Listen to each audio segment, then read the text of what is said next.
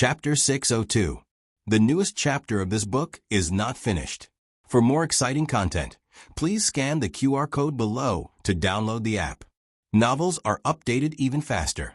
Millions of novels are free to read. Novels with content that cannot be found online are all available here. Old Liang Wangfei had brought guards with her when she came out, but everyone was intimidated by Marquis Xianping's presence. No one dared to charge forward and fight him. Marquis Xianping was a military general who had been on the battlefield. He had killed more than 1,000 enemies. How could these guards, who had not seen the world, compare to him? Old Liang Wangfei was momentarily stunned by Marquis Xianping's aura. Most people in the world bullied the weak and feared the strong. However, as the saying goes, the strong feared the unreasonable, and the unreasonable feared the reckless. Marquis Xianping was the reckless. Gui Mama's face paled. You are too much. If His Majesty knew you treated my Wangfei like this, he would definitely kill you. Kill you. Scram. Marquis Xianping shouted. Gui Mama, who had been clamoring earlier, rolled and crawled over to help her mistress up. She dragged her mistress onto the carriage and left with her tail between her legs. She had come to Vermilion Bird Avenue twice in one day and had been humiliated both times. She would probably have a knot in her heart for the rest of her life. After old Liang Wangfei and her entourage left, the carriage driver hurriedly pushed the wheelchair over. Marquis Xianping sat down in the wheelchair as though nothing had happened. Eugene walked forward with a complicated expression. Looking at the carriage that was leaving, she said worriedly, "Marquis, you hit old Liang Wangfei." Marquis Xianping had suddenly appeared. Without saying a word, he had burst through the door and dragged old Liang Wangfei out. Eugene seriously suspected that he did not know who was inside. Unexpectedly, Marquis Xianping only lightly responded, "Your Marquis knows." Eugene, your Marquis? Was there anyone who called themselves that? Marquis Xianping was a decisive person. He did things cleanly and efficiently, never dragging his feet. He rarely felt conflicted, but right now he was conflicted. Should he go or not?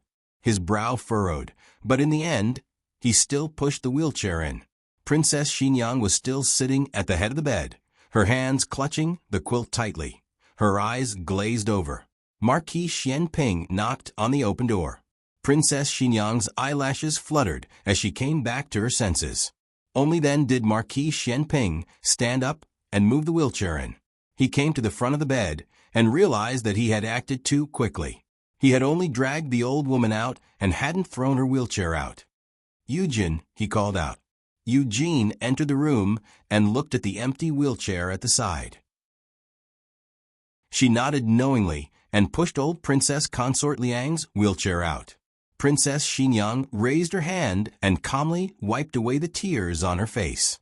She didn't look at Marquis Xianping. Instead, she looked at the other side of the bed and asked, "What did you find?" She was asking about what they had found, not what they had heard. Indeed, no one who had heard old Princess Consort Liang's well-meaning words would think that old Princess Consort Liang had done anything wrong. Marquis Xianping Ho said frankly, "I have a steward under me called Lu Zhao.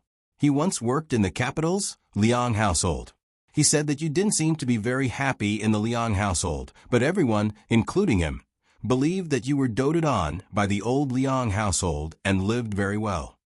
Princess Xinyang was slightly surprised. "That's all." Marquis Xianping shrugged. "Yes, that's all." Princess Xinyang murmured in disbelief. "Then why did you treat old Princess Consort Liang like that?" Marquis Xianping looked at her, baffled. "Qin Fengwan, do you need cold evidence to see if you're living well? If even a single word she said could be trusted, would you have done that? Are you crazy or am I blind? I can't even tell if you're happy or not." Princess Xinyang looked at him in a daze. "It's that simple." Marquis Xianping met her gaze. "How difficult is it?" Princess Xinyang laughed self-deprecatingly. "Yes, how difficult is it? Mother, can I not see ninth granduncle later? What's wrong? Your ninth granduncle and ninth grandaunt came specially to see you. They bought your favorite snacks. Don't you like ninth granduncle and ninth grandaunt a lot? All right, don't be willful. Mother knows you're still angry about me punishing you for copying, but Mother is doing this for your own good. Your imperial father has so many children, and Mother doesn't have a son. If you don't live up to expectations, we'll have a hard time moving forward. Your ninth granduncle comes to see you every time he enters the palace. Your imperial father thinks more highly of you, so he comes to Mother's palace more often. Soon, Mother will give you a younger brother. At that time, we'll have someone to rely on in the harem. Does consort you know? Marquis Xianping interrupted Princess Xinyang's thoughts. Princess Xinyang clutched the blanket tightly and said in a normal tone, "Know what? Nothing at all." Marquis Xianping looked deeply at her and said, "Old Liang Wang was greatly respected by the previous emperor, but he suddenly resigned from all his positions in the capital. He took his family to his fief and became an idle prince without an official position. He didn't return to the capital until the previous emperor passed away to offer his condolences." "Little Qi, what nonsense are you talking about? You can't speak without evidence, understand? Father, Little Qi is the smartest princess in Zhao country. Your studies are the best of all the princesses. Unfortunately, you're not a man. Father has high hopes for you. Little Qi, don't disappoint Father." "But Father, Little Qi is really scared." Princess Xinyang's knuckles turned white. In this world, if even her father couldn't protect her, then who else could? She had already lost all her faith. She stood in the abyss where she couldn't shout. No one would ever hear her. Marquis Xianping said, "If the previous emperor can't kill him, I'll kill him." Princess Xinyang's eyes trembled, and she turned to look at Marquis Xianping.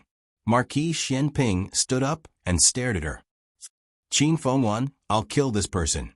Princess Xinyang opened her mouth, and her eyes reddened. "Are you crazy?" Marquis Xianping didn't say anything and turned around with a dignified expression. Princess Xinyang stopped him. "You don't even like me. Why are you doing this?" There was no love between them. The only connection was probably their son, Xiaohong. How much feelings did Marquis Xianping have for Qin Fengwan? At first, he had indeed married her with great expectations. He once thought happily that he would love such a beautiful wife for the rest of his life. Who would have thought that Qin Fengwan wanted to marry him in name only? He didn't ask for it, so no matter how much he liked her, it faded. But fate made fools of people. He actually had a child with Qin Fengwan. "Whether I like you or not, you're Xiao Ji's wife and my son's mother." After saying this, he strode out as if he wasn't injured at all. The coachman came to the door in a panic. He didn't dare to enter and could only say to Eugene outside, "My marquee wheelchair." Eugene pushed the wheelchair out. The coachman took it and ran out. Marquis, your wheelchair." Marquis Xianping whistled at the empty alley, and a proud, tall horse galloped over. It was Marquis Xianping's mount. Marquis Xianping mounted the horse. At this moment, Xiaoheng came over from the palace to visit Princess Xinyang. He had just gotten off the carriage and almost bumped into Marquis Xianping's horse. Marquis Xianping tightened the reins and turned the horse in another direction. Xiaoheng saw that he was in a hurry. Although he didn't pay much attention to him, he still said, "You haven't recovered from your injuries. You can't ride a horse." He had to listen to his son, but not now. Old Liang Wangfei said that the old thing didn't have long to live. He was afraid that if he didn't hurry, the old thing would die peacefully on the bed. He didn't deserve to die so happily. Marquis Xianping rode on horseback and said to his son, "You're a man now. Take good care of your mother. Don't let those dubious people bully your mother." Xiaoheng was taken aback. Of course, he would take good care of his mother. He didn't need to be told. But why did he say this? Didn't he always treat him like a 3-year-old child? Your mother's mood isn't good. Be good. Don't make her angry in the next few days. This was what he would say. Marquis Xianping didn't care about the storm in his son's heart. Perhaps he himself didn't realize the change in his attitude towards his son. He treated him as a child, but in the face of important matters, His son had long since become indomitable. Marquis Xianping's horse left a trail of dust as he galloped toward the east of the city. The fief of the Liang household was 100 li east of the city. Inside the room, Eugene and Princess Xinyang could clearly hear the sound of horse hooves gradually fading away. Eugene didn't understand much, but she could roughly guess what Marquis Xianping was going to do. She looked worriedly in the direction of the door and said, "Princess, the Marquis, he." Princess Xinyang lowered her eyes and said in a low voice, "Idiot." The newest chapter of this book is not finished. For more exciting content, please scan the QR code below to download the app. Novels are updated even faster. Millions of novels are free to read. Novels with connotations that can't be found online are all available here. https://www.zhbqg.com/89642826/108256/10825647. HTML Genius remembers this website's address in 1 second. www.zhbqg.com Biku Pavilion's mobile reading website. zhbqg.com. Chapter 603. The newest chapter of this book is not finished yet. For more exciting content, please scan the QR code below to download the app. Novels are updated even faster. Millions of novels are free to read. Novels with connotations that cannot be found online are all available here. Xiao Heng did not know about Princess Xinyang, but there seemed to be an indescribable tacit understanding between father and son. Old Liang Wangfei had come and was driven out by Marquis Xianping. This information was enough. Marquis Xianping looked unruly, but he would never mess around in Princess Xinyang's territory, especially when she had such a noble status. In the past, it had always been Princess Xinyang protecting him. Now that he had grown up, it was his turn to protect Princess Xinyang. Father and son had the same thinking on this issue. No one could bully Princess Xinyang, not even Emperor Xian's granduncle and grandaunt. Old Liang Wangfei had been beaten, so she would definitely send someone to the palace to complain. Xiao Heng went all the way and led people to surround the old Liang Wangfu. The reason was that someone intended to harm the imperial family, and the Ministry of Justice had been ordered to protect King Liang's family. Moreover, for their safety, it was best that no one left the Fu before the assassin was caught. You are putting them under house arrest. At the entrance of the Liang Wangfu, Nurse Gui angrily said to the Ministry of Justice. Assistant Minister Li clasped his hands and politely said, "Nurse, you are too serious. King Liang is His Majesty's granduncle. How could we dare put his family under house arrest?" The Ministry of Justice received a report saying that old Liang Wangfei was attacked and injured on the way. We are also thinking for the safety of old Liang Wangfei, Prince Consort, and the others. Nanny Gui angrily said, "What assassin? It was Marquis Xianping who did it. Why aren't you going to catch that thief?" Assistant Minister Li said strangely, "Marquis Xianping is a hero who helps when he sees injustice. He was the one who chased away the assassin. Nurse, are your eyes playing tricks on you?" You. Nurse Gui was so angry that she was dumbfounded. The murderer was clearly Marquis Xianping. How did he become a hero? How could he reverse right and wrong like this? Old Liang Wangfei naturally would not let it go. After all, she had grown up in the capital. Even if she lost her official position, her foundation was still there. She would find a way to spread the news. Unfortunately, Xiao Heng had already gone to the palace of earthly tranquility. Empress Xiao would not give those people a chance to send the news to the imperial palace. Your Majesty, Empress Xiao made a trip to Pure Flower's palace. I heard that old Liang Wangfei was attacked by an assassin on the streets. It was Qinxie's older brother who saved her. She suffered some light injuries, but it shouldn't be a problem. Qinxie's older brother has already gone to catch the assassin. The emperor frowned and said, "Why would there be an assassin trying to assassinate old Princess Liang?" Empress Xiao said calmly, "Who knows? The assassination happened outside Princess Xinyang's residence. Perhaps the assassin wanted to target Princess Xinyang. Does your majesty still remember the people of Yen Kingdom? Could it be that the remnants of their party have not been eliminated yet? So they came to seek revenge on Big Brother? Unfortunately, old Liang Wangfei was present and was injured by mistake? The emperor said thoughtfully, "That's possible."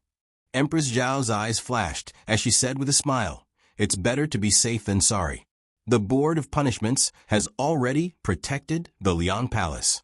A Hung will pay close attention to the Liang Palace's movements. Your Majesty, there is no need to worry. The emperor nodded. With A Hung taking care of things, we are at ease. Empress Xiao pursed her lips and held back her laughter, saying, "This concubine sent an imperial physician and eunuch Su to the Liang Palace to take care of old Liang Wangfei." The emperor praised, "Sure enough, you are meticulous." Empress Zhao's smile was brilliant. Was it not meticulous? Not only did they put you under house arrest, they also kept an eye on you.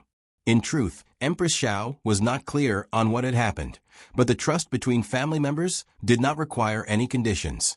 She would not allow anyone to have the opportunity to smear her brother's name in front of His Majesty. Wait a moment. It seemed that her brother had indeed taken action.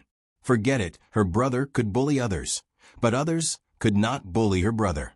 There were many patients today, so Gu Jiao remained in the medical clinic for the entire day.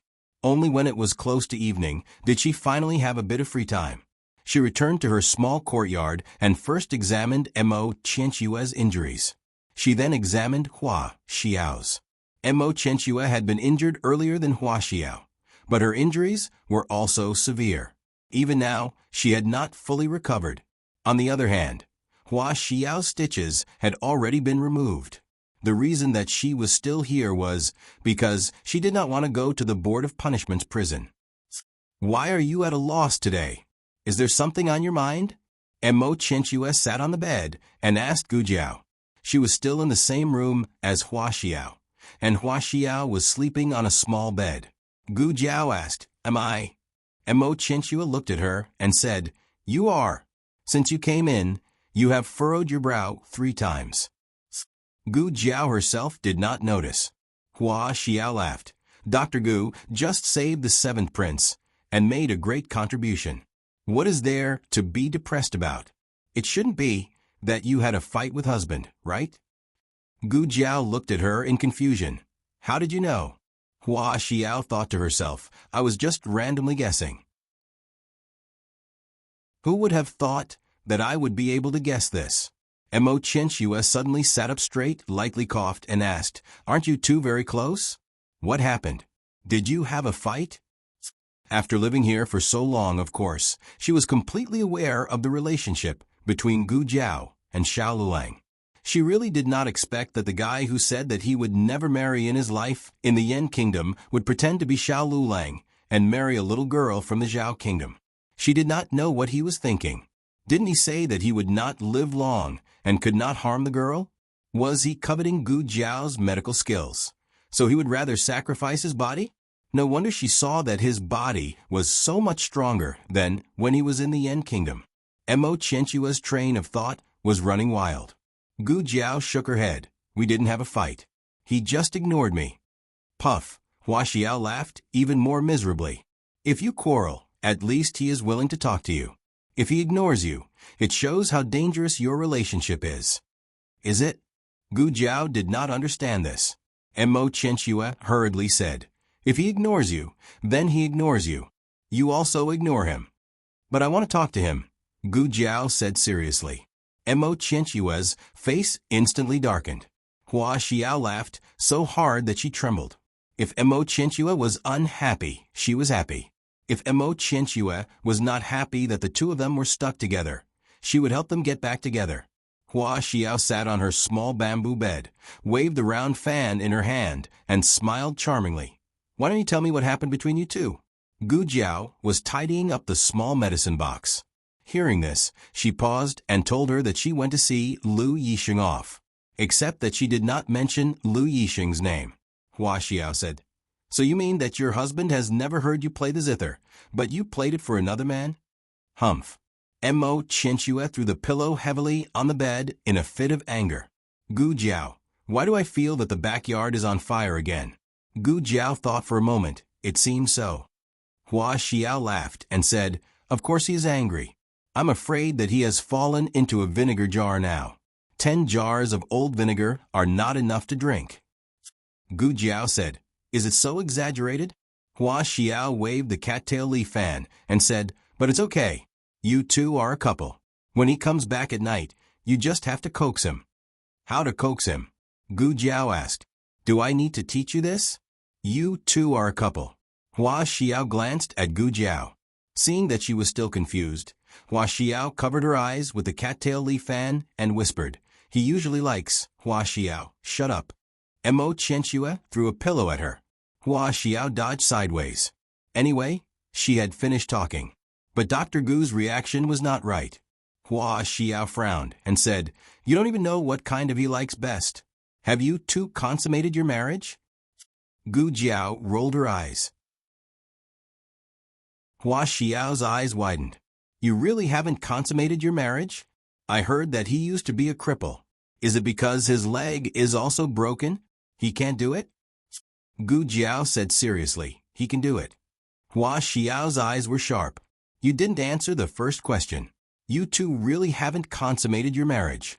There's only one possibility for a man not to consummate his marriage with his wife, and that is him. No. Yes. Or he thinks you are ugly. You are ugly. Mo Chenchua grabbed another pillow and threw it at Hua Xiao. This time, she used some internal force. Hua Xiao didn't dodge and was hit in the head. Hua Xiao touched her head and gasped, Mo Chenchua, are you crazy? Mo Chenchua showed her silver needles and said coldly, Hua Xiao, if you talk nonsense again, I will cut your tongue. Hua Xiao couldn't beat Mo Chenchua, so she could only roll her eyes back. However, just as Gu Jiao packed up her things and walked past her, she tugged at Gu Jiao's sleeve and used the fan to cover her face. She whispered to Gu Jiao, I'll teach you a way. I guarantee that you'll coax him well. After dealing with old Princess Liang's affairs, Xiao Hong went to the Hanlin Academy. Recently, he had spent too much time in the Ministry of Justice and neglected the official business of the Hanlin Academy. He buried himself in work and didn't come out until the next day. He was a little depressed today and wanted to go out for a walk. As soon as he reached the door, he heard a familiar voice calling him, Lu Lang. He turned around in surprise and saw Feng Lin jumping down from a carriage in high spirits. Feng Lin returned to Yuzhou with Lin Qingye before the new year. He was supposed to return to the Hanlin Academy at the beginning of the year, but it was said that there was an emergency at home, so he asked for an extra month's leave. Xiao Hong walked towards him, and Feng Lin also ran toward Xiao Hong. The two stopped on the bluestone path in front of the Hanlin Academy. Feng Lin patted Xiao Hong on the shoulder. Long time no see, you have grown taller. Have I? Xiao Hong said, you seem to be stronger too. Of course. Feng Lin was in high spirits. Xiao Hong planned to walk alone, but since a friend came, it would be good to go out with him. You came at the right time, before he finished speaking. Feng Lin turned back and said to the carriage, Wife, get off and meet Lu Lang. He is the new top scorer I told you about. Xiao Heng's expression froze. Wife, Feng Lin is married? I asked for leave because of the marriage. I only found out why my parents wanted me to go back for the new year when I went back. They arranged a marriage for me. Feng Lin explained embarrassedly. A young woman came down from the carriage. Judging from her clothes, she seemed to be from a rich family, and her manners were decent. She is the daughter of one of our officials, Feng Lin whispered. Her surname is Hu. Feng Lin's family was poor, but he was a two-time jinshi and successfully stayed in the Hanlin Academy. The local officials saw his potential and did not hesitate to marry their daughter to him.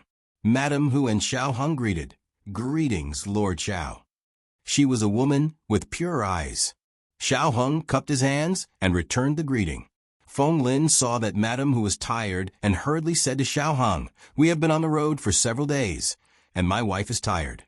I will take her back to the house to rest first. We will catch up later. Xiao Hung did not expect that Feng Lin would go alone and come back with Madame Hu. Judging from their intimate behavior, it was obvious that they were newlyweds who loved each other very much. After Feng Lin got into the carriage, he lifted the curtain and said to Xiao Hung, "Oh right, Lin Qingye is also married. He will come back a month later. I think his father said that he is very smart and should leave a few more for the Lin family. I think he will come to the capital with 3 people next time." Lin Qingye was one, his wife was one, and his wife was pregnant with another one. Xiao Hung felt as if he had been shot in the knee by an arrow. "Hey, Lu Lang, you haven't gone back yet?" Ning Ziyuan walked out of the Hanlin Academy and looked at the carriage in the distance. "Who is it?" Xiao Hung said, "It's Feng Lin. He is back in the capital." Ning Ziyuan smiled. "Oh, you are finally willing to come back. Where is Lin Qingye?" "You mean Lin Qingye?" Xiao Hung said, "He is coming back next month." Oh. Xiao Hung really wanted to find someone to have a drink with. His heart was flustered. "Brother Ning, do you want to go out for a walk?" Ning Ziyuan should be fine. He had been married to his wife for many years, and their children were all grown up. An old married couple would not be as clingy as a young couple.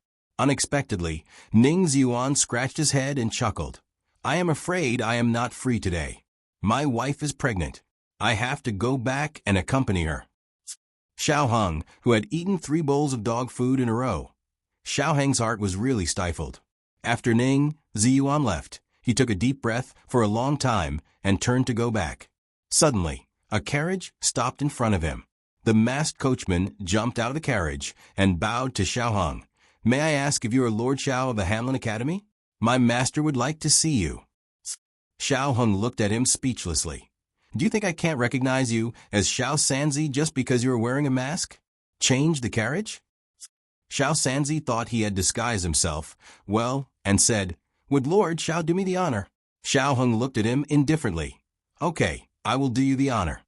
Xiao Sanzi, was it that easy? Shouldn't he ask who his master was? Did he memorize the rest of the lines for nothing? "My family." Xiao Sanzi still decided to finish his lines, but Xiao Hung was too lazy to listen and directly got into the carriage. "Let's go."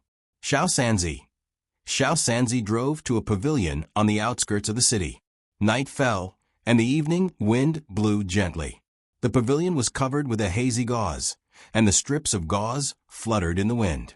The lanterns hanging in the 4 corners of the pavilion emitted faint candlelight, and under the illumination of the candlelight, a graceful figure sat behind a stone table, a pair of slender jade hands gently stroking the guqin on the table. Xiao Sanzi tactfully left. Xiao Hung stared blankly at the faintly discernible figure behind the gauze and walked step by step toward the pavilion. It had to be said that this scene was too beautiful. The person was in the scenery, and the scenery was in the sound of the guqin. Every sound entered one's ears and tugged at one's heartstrings. Xiao Hung stood on the last step, and he would be able to enter the pavilion with one more step. His heartbeat suddenly sped up. But at this moment a gentle breeze blew, and the gauze was blown to his feet, and he stepped on it. The gauze pulled on the ceiling, and the ceiling came crashing down on him. He was knocked unconscious on the spot. Gu Jiao. To be honest, the suspended ceiling was not heavy. The main material was the gauze and a few poles that hung the gauze, and only one of these poles was solid. But it was this solid pole that hit Xiao Hung. Gu Jiao facebombed. What kind of luck is this? Xiao Hung woke up 15 minutes later. He sat on the stone bench and leaned on the stone table in the pavilion. The pavilion had been cleaned up, and even the fushi guqin was gone. Gu Jiao sat in front of him obediently. Xiao Hung touched his aching head, looked around, and then looked at Gu Jiao. "You called me here just to kill me with a pole?" Gu Jiao said seriously, "I don't need a pole to kill you. I only need one hand." Xiao Hung. Gu Jiao picked up a box from the ground and put it on the table. "Let me show you something good. No one has seen this before. You are the first one." When Xiao Hung heard that he was the first one, his eyes flickered, but he still looked indifferent on the surface. "I don't care. It's very fun." Gu Jiao said. She opened the box and took out a small bamboo tube. There was a strange thread at one end of the bamboo tube. She asked, "Do you have a match?" Xiao Hong took out a match and handed it to her. Gu Jiao took off the cap of the match and blew on it, igniting the thread at the end of the bamboo tube. Then she threw the bamboo tube, and there was a loud bang. The bamboo tube actually exploded. Xiao Hong was stunned. This is a firecracker? No, firecrackers were made of bamboo. The one just now clearly wasn't. The air was filled with the strong smell of black gunpowder. Gu Jiao's lips curved. This is a firecracker. It's made of black gunpowder, but the composition is different. It won't explode and has to be ignited. Do you want to try? Xiao Heng's face was cold. What's there to try? Gu Jiao raised her eyebrows. Are you afraid that it will explode? Xiao Heng said seriously, how could I be afraid? Here. Gu Jiao took out a small bamboo tube and handed it to him. Xiao Heng's fingertips trembled, but he braced himself and took it. There's also a match, Gu Jiao said. Xiao Heng held the firecracker in one hand and the match in the other, his throat moving. Gu Jiao said, the fuse I made is very long. There's enough time to throw the firecrackers out. Xiao Heng didn't point. Gu Jiao came behind him and grabbed his stiff hands. Like this, Gu Jiao guided him to light the firecrackers. Quick, throw it out. Xiao Heng threw it out fiercely. Bang! The firecrackers exploded. Xiao Heng's eyes widened in an instant. Men had absolutely no resistance to firecrackers. Gu Jiao handed him another one. One, and one after another. A certain someone was having a lot of fun. When there was only one firecracker left, Xiao Heng was beside himself with joy. He lit the fuse and threw out the match. The latest chapter of this book is not finished yet.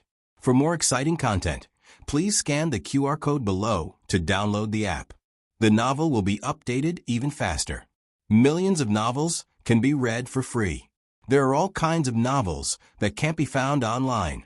https://www.zhbqg.com/89642_8964226/1082555807. HTML Genius, memorize the website address www.zhbqg.com. Biku Go mobile reading website zhbqg.com.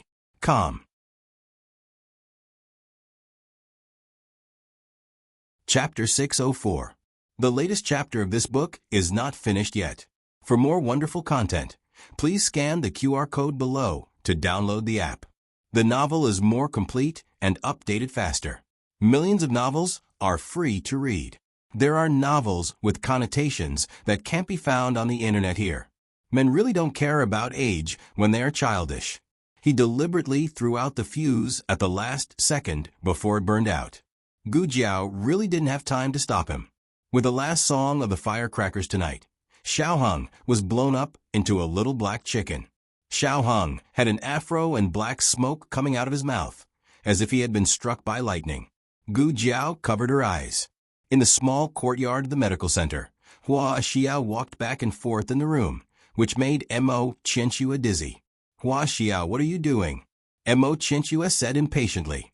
Hua Xiao waved her fan, looked at the courtyard outside the door, and said, I'm waiting for Dr. Gu's news. I've given her so many advice, I don't know how they are now. Mo Qianxue said angrily, You're really nosy. Hua Xiao smiled. How is this meddling in other people's business? Young Master is dead, Immortal Music House has been closed down, and I'm alone. The government is waiting for me to go to jail. Dr. Gu is my only thigh, so I have to hold on tight. Mo Qianxue said sarcastically. Oh, I wonder who was the one who swore to be loyal to young Master and scolded me for having no conscience and biting the hand that feeds me. Hua Xiao was not angry and said with a smile, I'm not like you. I've never betrayed young Master from beginning to end. It's just that he's gone, so I can't be buried with him. People still have to look forward. Mo Qianxue snorted coldly. You talk better than you sing. Hua Xiao rolled her eyes. I don't want to quarrel with you. I'm going to wait for Dr. Gu. However, Dr. Gu has prepared so many surprises for Lord Xiao. I think he must have been so happy with Lord Xiao that he forgot about home. And Mo Qianxue wished he could find something to sew up Hua Xiao's mouth. Hey, I'm back. Hua Xiao saw a familiar figure flashing by the back door of the lobby from a distance. She lifted her skirt and trotted all the way with a round fan. Mo Qianxue couldn't help but stretch her neck to look outside. Hua Xiao entered the lobby, grabbed a medicine boy and asked, "Where's Dr. Gu? I saw her just now." The medicine boy blushed when Hua Xiao grabbed his arm. "Dr. Gu is in the consulting room in the east." Hua Xiao ignored him and walked into the consulting room where Gu Jiao was. "Gu." She pushed open the door and choked on her words. This. Who is this little coal in a wheelchair? Hubby, bear with it. It'll be better soon." Gu Jiao squatted down and finished bandaging Xiao Heng's injuries. His injuries were mainly on his left arm and left foot. His left arm had been injured by the firecrackers, and Gu Jiao had wrapped his arm like a mummy from his hand to his shoulder. As for his left leg, it was injured when he was hit by a wooden pole. Gu Jiao helped him up and put him on the stone bench. He was not walking at that time, so he did not notice it immediately. When he was about to go back to the carriage, he found that his foot was actually sprained. Then there were some scratches and bruises, so Gu Jiao bandaged it and made it stop. It was also a mummy's leg. Hua Xiao's body trembled. "Dr. Gu, people should be sincere when apologizing, but your apology is killing people." Gu Jiao pushed Xiao Heng back to Clearwater Alley in the wheelchair. It was late at night, and only the sound of footsteps and the creaking of the wheelchair could be heard in the noisy alley. Everyone in the family was asleep, and the bad brother-in-law was not there. Little Jing Kong decisively climbed into Huang Fuxian's bed with a small pillow. Because of Huang Fuxian, the threshold of their house had been changed, so the wheelchair was very easy to push. Gu Jiao pushed him to the door of the west room. Thinking of what happened tonight, she felt sorry. She promised to coax him, but how did it turn out like this? She thought for a while, bent down and whispered in his ear, "Actually, I have prepared a surprise," before she finished the word surprise.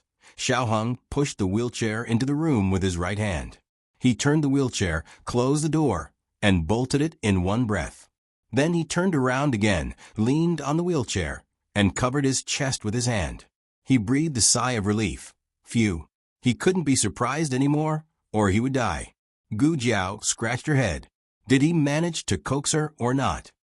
Then, "Good night, husband."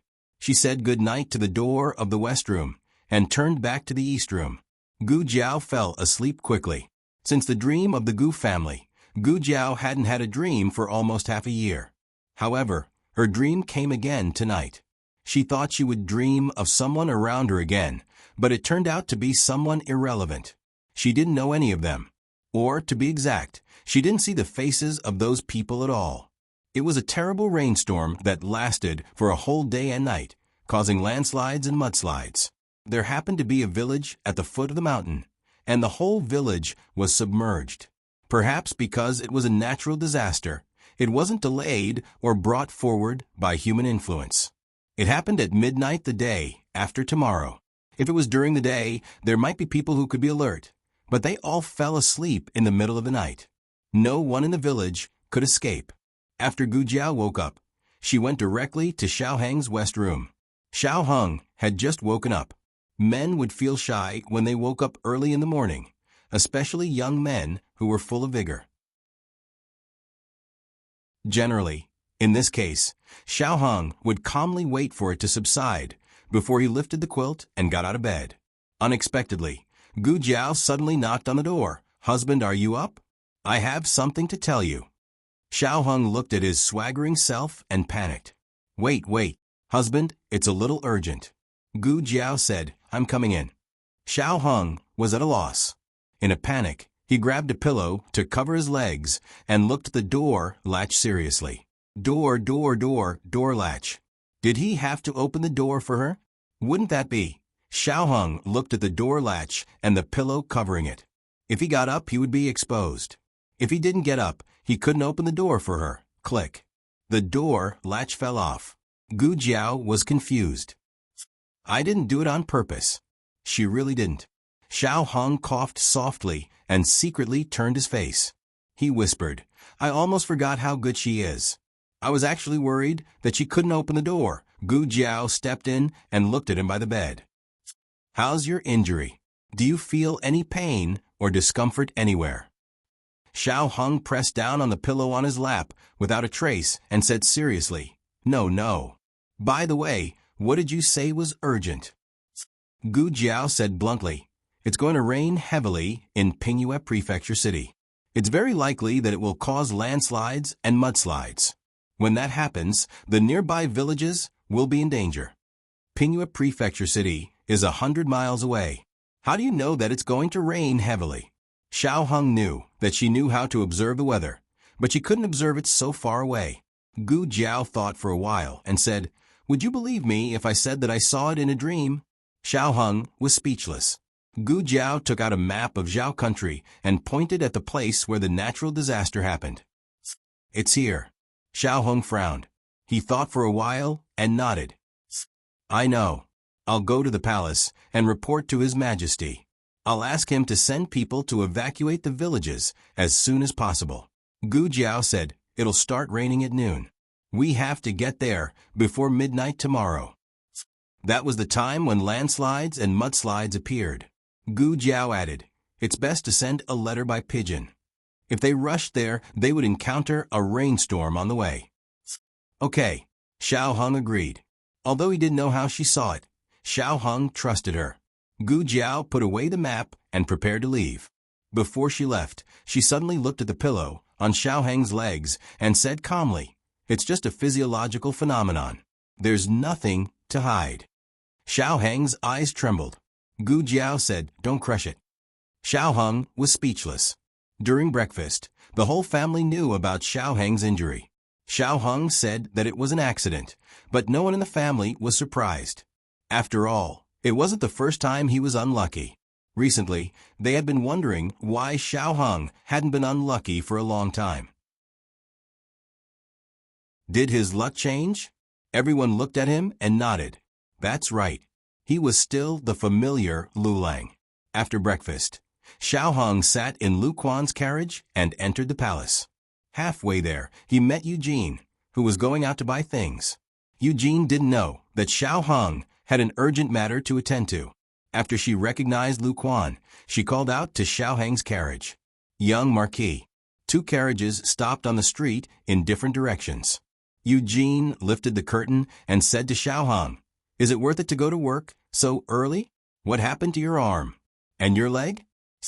Xiao Hong's arm and leg were wrapped in thick cloth. Xiao Hong didn't care and said, I'm fine. I just fell. I have something to report to His Majesty. Eugene's heart ached. You're injured to this extent. It's better if you don't go. I'll report to the princess. It would be the same if Princess Xinyang went to see His Majesty. Xiao Hong said, It's too late. There's going to be a storm in Pingyue Prefecture City. It's very likely that the mountain will collapse. We have to evacuate the villagers at the foot of the mountain as soon as possible. Eugene frowned. Pingyue Prefecture City? Isn't that King Liang's fief? Xiao Hong nodded. That's right. Eugene's expression changed. Oh no. Xiao Hong asked in confusion, What's wrong? Eugene tightened the carriage window. The Marquis is going to Pingyue Prefecture City. Xiao Hong knew that Marquis Xianping had left, but he didn't know where he was going. Why is he going to Pingyue Prefecture City? Eugene looked around and said softly, He's going to assassinate King Liang. Xiao Hong's expression changed as well. The landslide was on the path to King Liang's residence. The latest chapter of this book is not finished yet. For more exciting content, please scan the QR code below to download the app. The novel will be updated even faster. Millions of novels will be read for free. Novels with connotations that can't be found on the internet can be found here. https://www.zhhbqg.com/89642_8964226/1082366601 HTML genius memorized this website's address in 1 second. www.zhhbqg.com Biku Pavilion's mobile reading website. zhhbqg.com.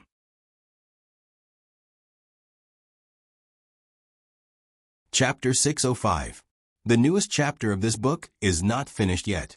For more exciting content, please scan the QR code below to download the app.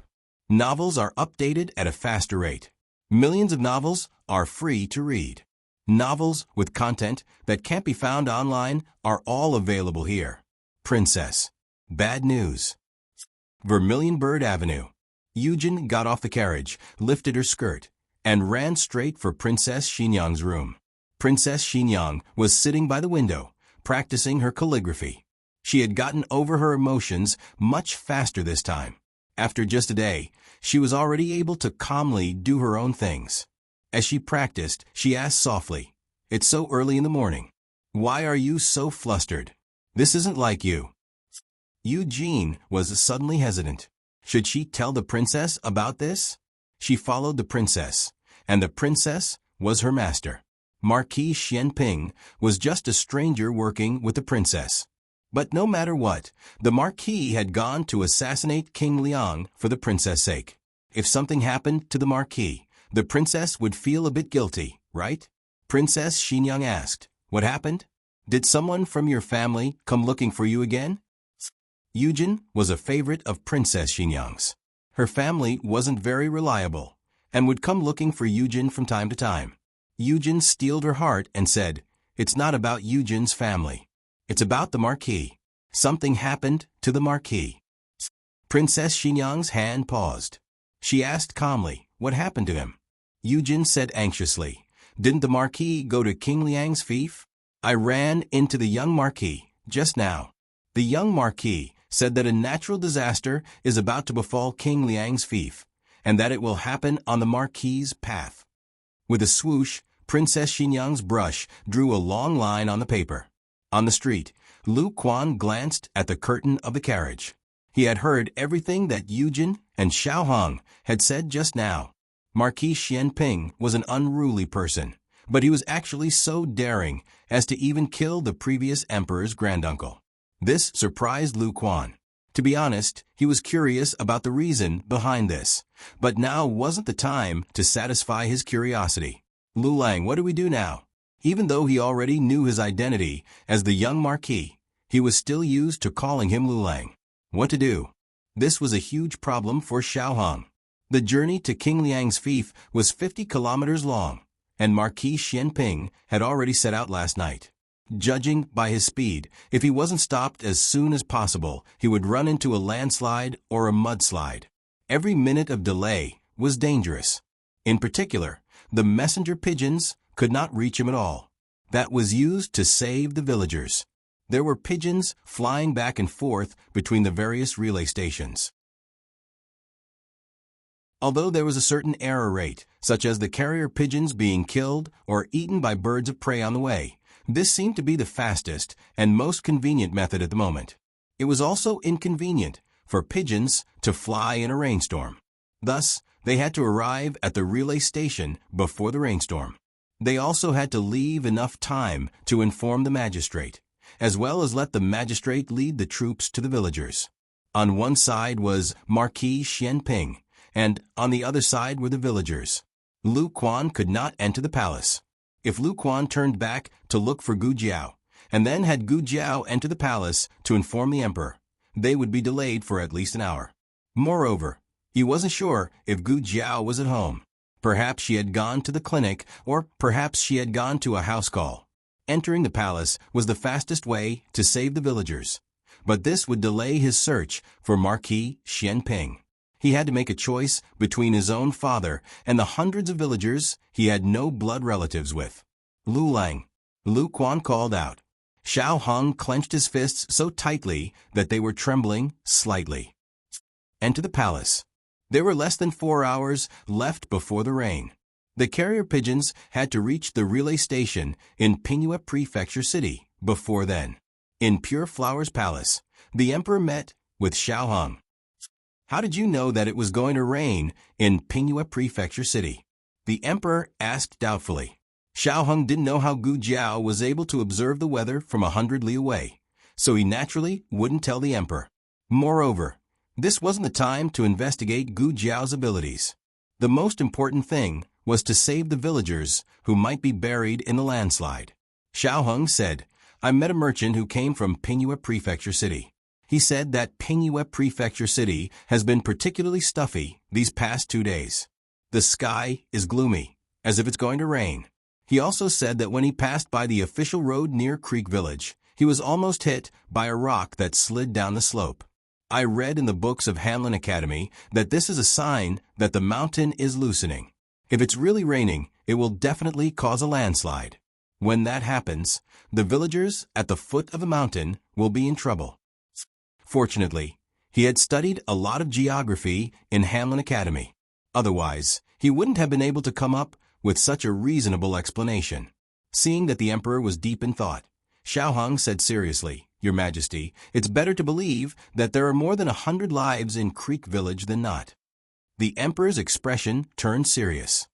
If your deduction is true, then the war and natural disasters that have plagued the Zhao nation for the past year, are these warnings from the heavens? Xiao Heng hurriedly said, Your Majesty, saving people is more important. The emperor sighed. I understand. We will send people to Pingyue Prefecture City right away. Xiao Heng said seriously, I'm afraid that they won't be able to make it in time. Your Majesty, why don't we prepare for both eventualities? We'll send a carrier pigeon first. The emperor accepted Xiao Heng's suggestion and called eunuch He over, ordering him to do it immediately. After leaving Pure Flower's palace, Xiao Heng sat in his family's carriage. He then asked Lu Quan, Uncle Lu, have you changed the horses that I asked you to? I've changed them. They're all the fastest war horses in the Imperial Guard. But Lu Quan looked at Xiao Heng's arms and legs worriedly. You're injured like this, so it's inconvenient for you to travel. Let me go. If you think that I won't be able to catch up, you can send the officers from the Ministry of Justice. Otherwise, you can go find the Empress Dowager and Empress and ask them to send a few imperial experts. Xiao Heng shook his head. You won't be able to stop him. Marquis Xianping had a stubborn temper. Once he made up his mind to do something, not even a landslide or a tsunami could stop him. Moreover, would he believe them if they told him that a mountain was about to collapse? He wouldn't believe them. He wasn't afraid either. If he did, he wouldn't be Marquis Xianping anymore. He wouldn't be able to fight so many wars or assassinate the previous emperor's granduncle. But didn't the Marquis leave the capital yesterday? Can we catch up with him? Lu Quan wasn't looking for an excuse. He wanted to go alone and let Xiao Heng stay behind. Xiao Heng took out the map with his right hand and looked at the route on it. The mountain path is rugged. Even with his mount, he can only travel 60 li a day at most. He'll have covered half of the distance by noon today and will enter Pingyue Prefecture's jurisdiction. However, there will be a rainstorm later, which will greatly slow him down. If we set off from the capital, we won't encounter a rainstorm. If we speed up, we can enter Pingyue Prefecture by tonight. That way, the distance between us won't be too far. Lu Quan exclaimed, It's true that you won't be too far away. However, once you enter Pingyue Prefecture, there will be a rainstorm. Even if you won't be too far away, you won't be able to catch up with him. The rainstorm in the fief won't only slow him down. Xiao Heng put away the map with one hand. What you said makes sense. However, he still had to go. Lu Quan was angry and distressed at the same time. Fine. I finally understand why no one can stop Marquis Xianping. No one can stop you either. You and your father are stubborn. Even though they knew it was impossible and dangerous, they still insisted on doing it. Xiao Heng's eyes turned cold. Let's go. Afternoon, Pingyue Prefecture was like an overturned basin. The heavy rainstorm came crashing down. The pedestrians on the official road began to take shelter from the rain. The small tea stall, which didn't have much business before, was instantly filled with people. Among all kinds of people, there was a tall and mighty figure that was particularly eye-catching. First of all, he had the most handsome face in Zhao Nation. No matter where he stood, he would be extremely handsome. Second of all, he exuded a noble and murderous aura. Even the horse next to him was more ferocious than the other horses. There was a strange phenomenon in the tea stall. In order to avoid the rain, everyone was squeezing shoulder to shoulder. However, there wasn't a single guest sitting at his table. In the past, when Marquis Xianping went to the battlefield, he didn't have such a murderous aura. He was good-looking and always had a smile on his face. He belonged to the romantic and amiable type. Today, it was because he had been suppressing the anger in his heart to chop King Liang into 8 pieces that he had suddenly become a person who did not want to come near. There was a group of robbers hiding among the guests who were taking shelter from the rain. However, the robbers were scared out of their wits. Marquis Xianping didn't come to take shelter from the rain. He came to feed the horse. After the horse was full, he opened the door and left. He reached into his pocket and took something out. He was dressed luxuriously and had an extraordinary aura. When the owner saw him take out money, his eyes lit up. In the end, he saw him take out a copper coin and put on the table. The owner of the tea stall doubted his eyes. It wasn't a copper coin. It was a silver ingot, right? He could tell that he was a noble at first glance. Why was he so stingy? The owner of the tea stall walked over and carefully counted it 3 times. It was really a copper coin. Sir, the owner of the tea stall boldly called out to Marquis Xianping. Marquis Xianping led the horse and looked at him strangely. The owner of the tea stall used his eyes to indicate the copper coin on the table. It's too little. At least give me 2. Marquis Xianping grunted and walked over. The owner of the tea stall smiled knowingly. In the next second, Marquis Xianping picked up the lonely copper coin and put it back into his pocket. The villagers here were really polite. They didn't charge for tea. The owner of the tea stall. The latest chapter of this book is not finished.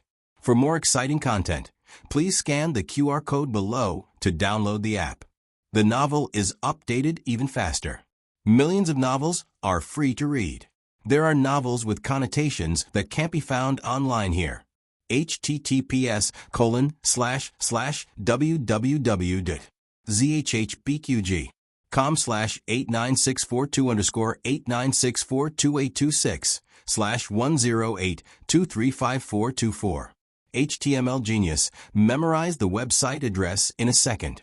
www.zhbqg.com Biku Pavilion Mobile Version Reading Website. zhbqg.com.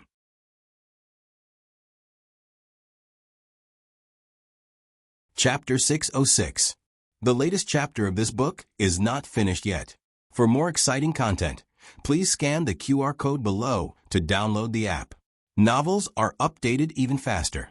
Millions of novels are free to read. Novels with content that can't be found online are all available here. Marquis Xianping left the tea shed and was still sighing. The villagers here were so enthusiastic that they didn't even charge for tea. The owner of the tea shed had been here for 7 or 8 years, but this was the first time he had seen such stingy customers. It was simply too much. The torrential rain showed no signs of abating. Traveling in this kind of rain was very dangerous and inconvenient. Of course, that was for other people. Marquis Xianping was a general. He had experienced much worse weather on the battlefield, so he wouldn't be easily stopped in the middle of the road. Marquis Xianping was wearing a thick straw raincoat and a bamboo hat as he rode on his tall horse. He patted the horse's head and looked at the torrential rain. That old thing is about to die. We can't let him die of old age, understand? The horse seemed to feel its master's determination and killing intent. It neighed, raised its front hooves, and charged into the torrential rain without a care for its own safety. On the other side, Xiaoheng finally arrived at the tea shed that Marquis Xianping had once led after a long day of traveling. The tea shed was supposed to close at night, but the rain was too heavy. The customers couldn't leave, and the owner of the tea shed couldn't go home. The tea shed was packed. The price of tea and food had skyrocketed. The price of 2 copper coins for a steamed bun had risen to 10 copper coins. The carriage rushed through the rain. Lu Quan was wearing a straw raincoat. He couldn't open his eyes as he said, "Lulang, there's a tea shed over there. Do you want to rest for a while?" Xiao Heng's eyes focused. "Uncle Lu, I'll have to trouble you to keep going." Lu Quan tightened his grip on the reins. "I'm fine. I'm just worried about you. We've been traveling for an entire day. How are your injuries?" Xiao Heng said, "I'm fine. Let's keep going." "Okay. Wait." Xiao Heng suddenly said, "Stop." Lu Quan stopped the carriage. "What's wrong?" Xiao Heng looked at the map in his hand and then looked at the fork in the road ahead. "There are 2 roads ahead. I wonder which one he took." Both roads could lead to the official road near Shishui village, but the road conditions were different, so the time spent on the road would also be different. Xiao Heng was familiar with the geography of the Zhao kingdom. Marquis Xianping had never been to King Liang's fief, so he might not know which path was the shortest. "Go to the tea shed and ask," Xiao Heng said. "All right." Lu Quan drove the carriage to the tea shed. The owner of the tea stall was boiling water when he saw a carriage stop by his side. Without thinking, he said, "It's full. There's no more space. You'd better go forward. There's a courier station 10 miles east." Xiao Heng lifted the curtain and looked in the direction of the tea house owner through the thick rain. "Excuse me, I want to ask you about someone. Did a tall, handsome man in his early 30s come here today?" Marquis Xianping wasn't in his early 30s, but he looked too young. Even if he was in his early 30s, he still had a mature temperament. The tea house owner added a handful of firewood to the stove and replied casually, "Several came." "Which one are you talking about?" Xiao Heng wanted to say the best-looking one, but as a man, he couldn't bring himself to say that. Being handsome was already the limit of what he could say. Xiao Heng thought for a moment, then asked, "The stingy one?" "Ah, you're talking about him." The tea house owner was instantly energized. His complaints flowed like the waters of the Yellow River. "I've King run a tea stall my whole life, but I've never seen someone so stingy. A copper coin. Can you believe a copper coin? That beggar even gave us 2 coins. Xiao Heng endured the fire of complaints that he shouldn't have endured at his age. "Then where did he go?" Xiao Heng asked. "Over there." The tea house owner angrily pointed. "Thank you." Xiao Heng put down the curtain and lowered his head to spread out the map. "Uncle Lu, let's go." The tea house owner was confused. "No, did you ask for information for nothing? At least buy 2 steamed buns before leaving." "Stop." The tea house owner called out to Xiao Heng's carriage. Xiao Heng lifted the curtain. "Is there anything else?" The tea house owner grabbed 2 steamed buns and handed them to him. Then he raised his palm and flipped it over. 2 5s meant 10. Xiao Heng wasn't in the mood to eat. He didn't really want them, but the owner insisted on giving them to him. He could only accept them. He took the steamed buns and waved at the tea house owner. "Thank you. Goodbye." Then he left. The tea house owner was speechless again. He looked at his frozen hand and then at the steamed buns that had been taken away. Was that what I meant? The rain was too heavy. The horses couldn't run at all. They could only move slowly. Uncle Lu, if the rain has been this heavy, then he should have just arrived here. Xiao Heng pointed at a small village on the map. Willow Village. Lu Quan didn't understand this. He had never been to Pingle Prefecture City before. Xiao Heng had been leading the way the entire time. He asked, "Then is he far from the site of the incident? If he's too far away, he might not have caught up with the landslide." Xiao Heng said if it were someone else, they definitely wouldn't have caught up. However, he was the Marquis of Xianping. No matter how dangerous the road ahead was, he would definitely find a way to reach the Liang estate. Lu Quan could hear Xiao Heng's worry. He pressed his head and sighed. "Then can we catch up to him?" It was very difficult. This was the conclusion Xiao Heng reached after analyzing every path on the map. "Let's take the other path," Xiao Heng said. "Okay." Lu Quan drove the carriage to the small path on the other side. This path seemed to be further than the one Marquis Xian Ping had chosen. However, it was flat and the road conditions were better.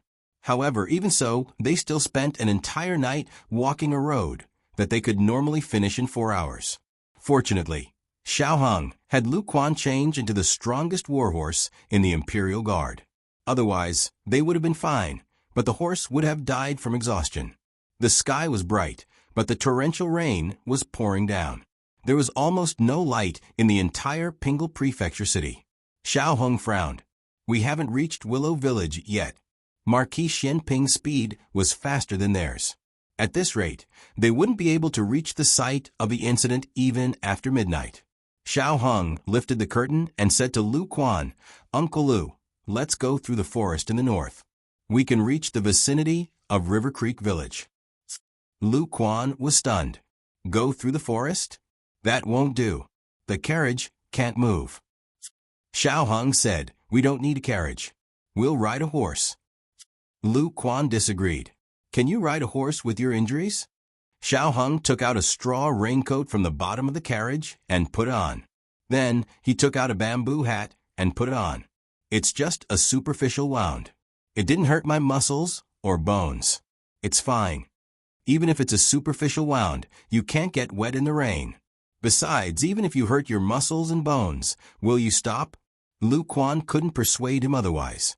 He could only abandon the carriage by the roadside. Fortunately, there were 2 horses in the carriage. The 2 of them sat on 1 horse each and walked into the forest. Marquis Xianping's journey wasn't smooth. He had chosen the shortcut according to the map, but he encountered many problems. Marquis Xianping looked at the wooden bridge that was destroyed by the torrential rain and felt a toothache. There wasn't a shallow stream below, but a surging river. Marquis Xianping patted the horse's head and looked at the broken bridge with a determined expression.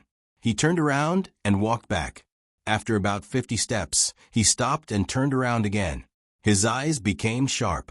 Giddy up. The horse raised its hooves and began to gallop. As they approached the broken bridge, Marquis Xianping's legs clamped down on the horse's belly and fiercely pulled on the reins. Facing the surging torrent, the horse didn't retreat. Instead, it followed its master's orders and leaped over the broken bridge. Good. After landing, Marquis Xianping patted it. Let's go.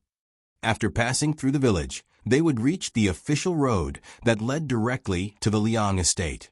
Old Liang Wang, your time of death has come. Lu Lang. Slow down a bit. After falling down so many times, Lu Quan was almost out of strength. In their current situation, even the horses weren't willing to move.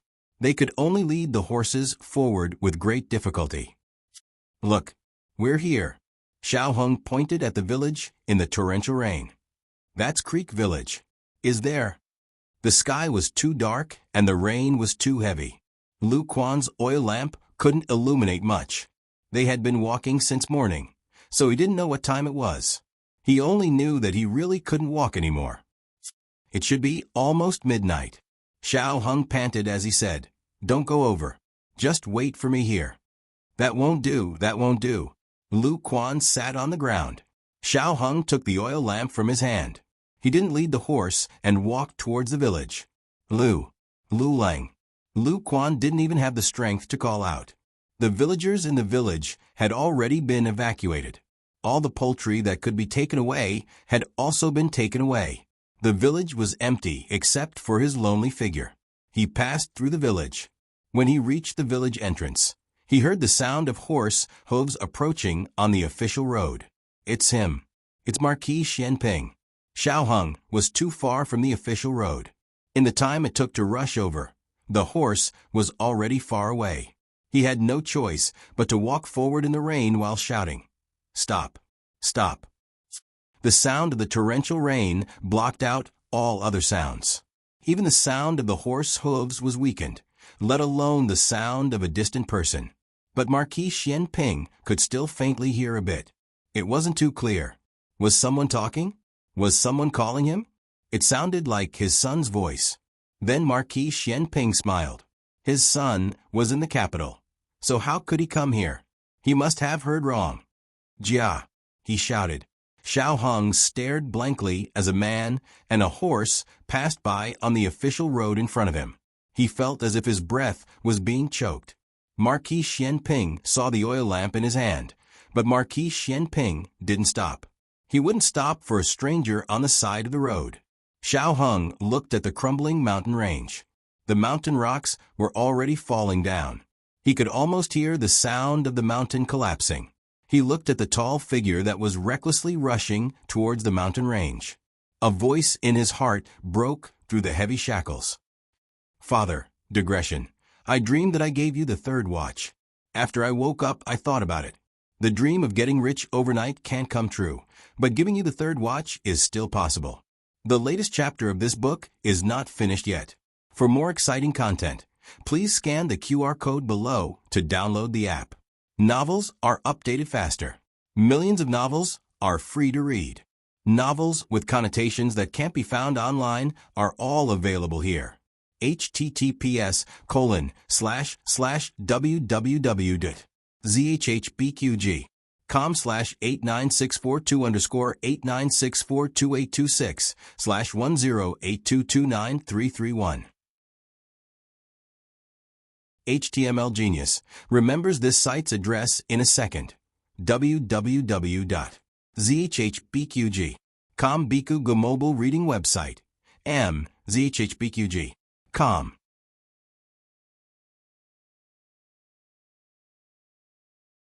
Chapter 607. The newest chapter of this book is not finished yet. For more exciting content, please scan the QR code below to download the app. Novels are updated even faster. Millions of novels are free to read. Novels with content that can't be found online are all here. His voice was drowned out by the dense rainstorm. No matter how he called out, Marquis Xianping's figure disappeared into the curtain of rain. Xiao Heng's strength was finally exhausted at this moment. He fell into a puddle on the side of the official road. The torrential rain poured down, mercilessly hitting his back. He tightly gripped a stone on the side of the road. The rain was icy cold, but when it fell into his eyes, it became boiling hot. In the end, he couldn't stop him. He still left. It turned out that there were some people and some things that, once missed, would never have another chance. It wasn't that he didn't cherish his son, but rather that his son didn't cherish his father. He would never have another chance to call him father again. What did you just call me? A familiar voice suddenly sounded above his head. Xiao Heng's body trembled. He thought he had heard wrong, but he still raised his head in a daze. He saw Marquis Xianping wearing a straw raincoat and a bamboo hat, riding a tall steed that had once accompanied him on expeditions. Marquis Xianping looked at him from the horse and asked again, "What did you just call me?" Xiao Hong raised his hand that was tightly pressed into the puddle. His heart sunk, and his feelings of grief and regret suddenly stopped. He turned his face and snorted, "No, nothing. If it's nothing, then I'm leaving." Marquis Xianping said this, and pulled the reins to turn the horse around. "F.A. father," Xiao Hong said through gritted teeth. Marquis Xianping's lips hooked. He turned the horse around naughtily and looked smugly at his son. "You chased me for several hundred li just to call me father." "It's 113 li. It wasn't several hundred li." Xiao Hong corrected him strictly and angrily. Marquis Xianping's smile was a bit annoying. He leaned over and reached out a hand to Xiao Hong. Xiao Hong was so tired that he couldn't stand up at all. He still had the strength to raise his hand, but Xiao Hong didn't want to pay attention to him. Marquis Xianping was thick-skinned. Even if his son ignored him, he could still ignore his son. Moreover, his son had just called him father and was very obedient. Xianping directly grabbed Xiao Heng's arm and pulled him onto the horse's back. With his martial arts, even if he was injured, it was more than enough to carry a grown man. The father and son rode on the same horse, with Xiao Hong sitting behind them. At this moment, the father and son finally recognized each other. Marquis Xianping was in a good mood and did not suppress the smile on his lips. "I'm going to kill someone. Do you want to come with me, Or do you want me to send you to the village below to hide? Xiao Heng's body trembled. You're going to die, but you're going to drag me down with you. Just how much hatred do you have for your own son? You can't go, Xiao Heng said seriously. I won't let anyone know that I killed him.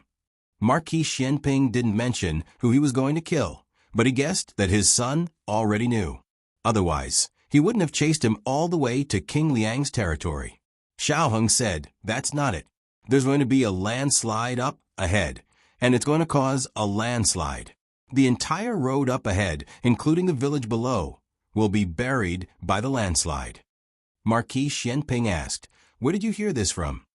Xiao Heng's expression didn't change. I'm a Hanlin official. I'm familiar with geography, and I also know how to observe the stars at night. Marquis Xianping said with a smile that wasn't quite a smile, observe the stars at night? Isn't that the job of the imperial astronomer?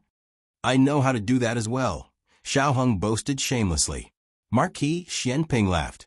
My son really is amazing. This was clearly a tone used to coax a child. Xiao Heng immediately understood that his father didn't take it to heart. It wasn't that he didn't believe in himself, but rather that he believed that he could make it through. The power of this natural disaster lay in the fact that it came without any warning.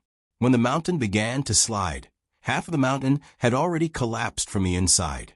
Xiao Heng sternly said, if I say you can't go, then you can't go. Marquis Xianping slightly turned his head and helplessly said, Heng, don't cause trouble. Xiao Heng began to cause trouble. I'm injured. I can't ride a horse, and I can't get caught in the rain. Marquis Xianping looked down at the village, and Xiao Heng immediately said, the people in the village have already evacuated. There are no doctors. In the end, Marquis Xianping was still defeated. Fine, I'll send you to the relay station first. He remembered that there was a small relay station 10 li back. Xiao Heng secretly calculated the speed and distance. When he arrived there, he should be able to avoid the landslide by delaying for a bit. He did not object. Marquis Xianping rode his horse back with his son. It truly deserved to be called a first-rank martial marquis horse. Other horses were so scared that they didn't dare move, yet it was still able to jump around happily. Carrying another person was not a problem. The last time Xiao Heng sat on Marquis Xianping's horse was when he was young. He sat in front, and his small body was held in Marquis Xianping's embrace. Marquis Xianping always believed that a tiger would not have a dog son. He was a tiger, so his son must also be a tiger. That horse was taller than a person. The pitiful Xiao Heng's first time riding a horse was so bumpy that he began to doubt life and began to cry loudly. It was Princess Xian Yang who arrived in time to save Xiao Heng from a horse. From that moment on, Xiao Heng no longer dared to ride a horse. When did you learn to ride a horse? Those few years when you were a commoner? Marquis Xianping asked. This was the first time that father and son had seriously brought up the matters of those years. Marquis Xianping had asked before, but Xiao Heng had never given him a response. Tonight he responded, I learned from eldest brother. Marquis Xianping said, your eldest brother. Speaking to this point, he paused. Xiao Heng quietly said, his name is Xiao Su. Marquis Xianping frowned. Isn't his surname Chung? His name is Chung. Go Dan? Go Dan is his nickname. Xiao Heng said, eldest brother changed his surname. Chen Yun's mother changed it. After Chung Su's father died, the Chung family came to take Chung Su to his eldest uncle's family to raise. His eldest uncle's family had no son. Chen Yun's mother was reluctant, and Chung Su was also unwilling to leave his mother, so the family broke off all ties. After the horse had traveled for a while, Marquis Xianping suddenly said, what happened that year? I'm sorry. Marquis Xianping was a thick-skinned ancestor, but that didn't mean that he could say anything casually. There was an awkward side to his temperament, but ordinary things couldn't trigger his awkwardness. Xiao Heng didn't ask him whether the year he spoke of referred to the year he was born or the year Xiao Lulang met with his accident. Some windows could be poked through, but there were some that didn't need to be poked through. It was fine as long as they both understood. Marquis Xianping said, "Hold on tight. I'm going to speed up. Don't fall." "I won't." Before Xiaoheng could finish his sentence, Marquis Xianping suddenly clamped down on the horse's belly. The horse understood and quickly rushed forward. Xiaoheng suddenly fell back and was almost thrown out. He almost instinctively hugged Marquis Xianping's waist. In a place where Xiaoheng couldn't see, Marquis Xianping raised an eyebrow and smiled. Wait. His smile suddenly disappeared. He pulled on the reins, and the horse smartly stopped. "What's wrong?" Xiaoheng asked. "Did you hear that?" Marquis Xianping asked with a frown. "What did I hear?" Xiaoheng's voice suddenly stopped. "It seems like a baby is crying." Marquis Xianping turned his head to look. In that village. Hadn't the village been evacuated? He hadn't heard the crying when he had rushed over. "There is a child." Marquis Xianping listened for a while and confirmed that he hadn't heard wrong. "You go first." He turned and dismounted. When he went on the official road, he didn't care about natural disasters. But when it came to his son, he believed in the power of natural disasters. "It's faster to ride a horse," Xiaoheng said. "Is there still time?" Marquis Xianping asked. "If we find it quickly, there is." Xiaoheng said. "Good, sit tight." Marquis Xianping's eyes turned cold. He pulled on the reins and changed direction, galloping towards the village below. Who would have thought that when the two entered the village, the crying would stop? Xiaoheng said with a serious expression, "That child must be tired from crying." He cried for a while and then stopped. "When I passed by the village, I didn't hear anything." Marquis Xianping dismounted. The father and son searched door to door.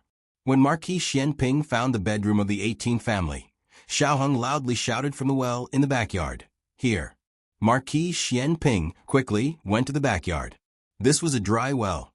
The well was covered with a manhole cover, but it wasn't sealed and could be moved. The child should have climbed up the manhole cover and stepped on it before falling down. The manhole cover blocked most of the rain, but a portion of it still flowed into the dry well. Xiaoheng went into the room and found an oil paper umbrella to cover the well. Marquis Xianping removed the manhole cover. He planned on going down to save the child, but he found that the well was too narrow. With his body, he couldn't go down. Xiaoheng still had the body of a youth. He was tall and thin, so he could barely squeeze through. "I'll go down," Xiaoheng said. Marquis Xianping took a rope from the saddle. He tied one end to his son's waist and the other end to his own waist. Xiaoheng opened his mouth. "Your waist injury. Go down." Marquis Xianping said. The child's crying and breathing were already very weak. No one knew how long he had been at the bottom of the well, not to mention that he had fallen from such a high place. Xiaoheng moved his gaze away from his waist and turned to sit at the mouth of the well.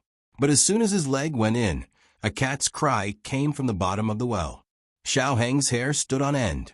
Marquis Xianping's expression became serious as he stared at his son, Aheng.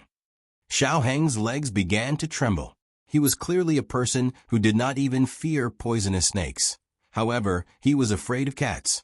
If this was a few years ago, Marquis Xianping would definitely have said to him, "You are my Marquis Xianping son. Do you not even have this much courage?" But tonight, he did not say this. He said, "Come down. I will think of another way." There was no other way. There was not enough time. It was now. They had to immediately save the child. Otherwise, they would either have to give up on the child or die with the child. Xiaoheng grabbed the rope in front of him. Gritting his teeth, he resolutely jumped down. It was this seemingly normal jump that caused Marquis Xianping's heart to heat up. His son had grown up. He had truly grown up. It was not his height, nor was it his age. Instead, he had truly grown into a man of indomitable spirit. He was a young and promising Han Lin official. He did not go into battle to kill the enemy, but he used his hot blood to protect the citizens of Zhao country. "I found him. We can go up now." Xiaoheng's trembling voice came from the bottom of the well. He was afraid, but he was not defeated by his own fear. Sure enough, it was my Xiao Ji's son. Marquis Xianping quickly pulled on the rope, pulling Xiao Hong and the child out of the well. Xiao Heng's movements were very careful. After all, the mouth of the well was so narrow. If he was not careful, he could hurt the child. He raised the child high above his head. Marquis Xianping received the child with one hand and placed him on the umbrella that had fallen to the ground. With the other hand, he pulled his son up. At this time, he noticed that there was a cat in his son's embrace. Xiao Heng's entire body was stiff, and his face was pale white. He looked like a small statue that could not move. "Can you quickly take it away?" Marquis Xianping laughed out loud. He grabbed the cat and threw it into the bag hanging on the saddle. The child's situation was not very good. There were many injuries on his body. He needed to quickly find a doctor. Xiao Hong found a piece of cloth from the house and wrapped the child in his arms. Marquis Xianping was quite surprised. "Oh, you know quite well. Are you ready to be a father at any time?" Xiao Hong rolled his eyes. "There's Gu Xiaobao at home." This child was older than Gu Xiaobao, but he should not be more than a year old. The method of wrapping Gu Xiaobao was also suitable for him. The father and son brought the child, the horse, and the cat in the direction of the official road. Just as they were about to walk out of the village, a mountain in front of them suddenly collapsed. The huge sound was like muffled thunder in the dark night. The ground at the village entrance seemed to feel the tremor. The landslide would not slide into the village, but the mudslide caused by the landslide would be a disaster for the village. "Hiya!" Marquis Xianping shouted. The horse quickly stepped on the official road. At this moment, the old banyan tree at the village entrance broke with a snap, and the huge tree trunk pressed down on them. At the critical moment, Marquis Xianping stepped on the stirrups and jumped into the air. He hugged the thick tree trunk with both hands and forcefully knocked it away. The tree trunk was successfully knocked away, but because of this, he was also pressed under the tree. The injury on his waist instantly flared up, and the wounds on his thigh and back were also on the verge of reopening. His face was instantly pale. Xiao Hong tightened the reins and stopped the horse. He flipped off the horse and rushed towards him, ignoring his sprained right leg. Marquis Xianping endured the pain and said to Xiao Hong, "Quickly go. Let's go together. I'll move the tree away." Xiao Hong bent down and tried to move the tree that was thicker than him. However, no matter how hard he tried, the tree that was pressing down on Marquis Xianping did not move at all. He took out a rope from the bag hanging on the saddle and tied one end to the tree and the other end to the horse. The man and horse used all their strength to pull. However, this tree was too heavy and thick. Xiao Heng's palms were scraped and mottled blood dripped down the rope. The mountain in front of them continued to collapse. Marquis Xianping looked into the distance and said with his remaining strength, "You guys go first. I'll take a break and I'll be able to push it away myself." Xiao Heng's eyes turned red and hot liquid flowed out. "You're lying." Marquis Xianping smiled weakly. "Don't doubt your father. Your father is a first-grade martial marquis. Just this tree. I can lift it with one hand." Xiao Hong tugged at the rope with all his might, choking with sobs as he roared, "Then lift it. Lift it." Marquis Xianping laughed carelessly. "I said I wanted to rest for a while. You go first. Don't let this child get wet. It wasn't easy to save him from the bottom of the well. I'm not going." The rope sank deeply into the flesh of Xiao Heng's palm, but he was still unable to move it. "I regret it. I should have gone to practice martial arts. I shouldn't have gone to school. I should have grown up in the military camp. You're right. You're a useless scholar. I'm useless." He cried in despair, large drops of tears rolling down his face. Marquis Xianping's smile disappeared from his face. He looked at Xiao Hong through the heavy rain. "I said it on purpose. I am your father. I don't know as many words as you do. I can't get over my face. So I wanted you to come practice martial arts. I'm good at practicing martial arts. You will definitely admire me." These words, Xiao Hong had never heard them before. He had never even thought about them. Someone as proud as Xiao Ji actually had such an inferior side. Perhaps it was because he felt that his life was coming to an end. If some words were not said today, there might not be a chance to say them in the future. Marquis Xianping slightly tilted his head so that he could look at his son one last time. Hung, I never told you, but I was actually very smug to have a son like you. Those uncouth old men always boast that their sons are capable. TSK. Are they as capable as my son? My son could go to the throne room and recite poems at the age of 3. Can their sons do it? My son entered the Imperial College at the age of 4. Can their sons do it? My son is a 13-year-old youth chancellor. Are those small soldiers?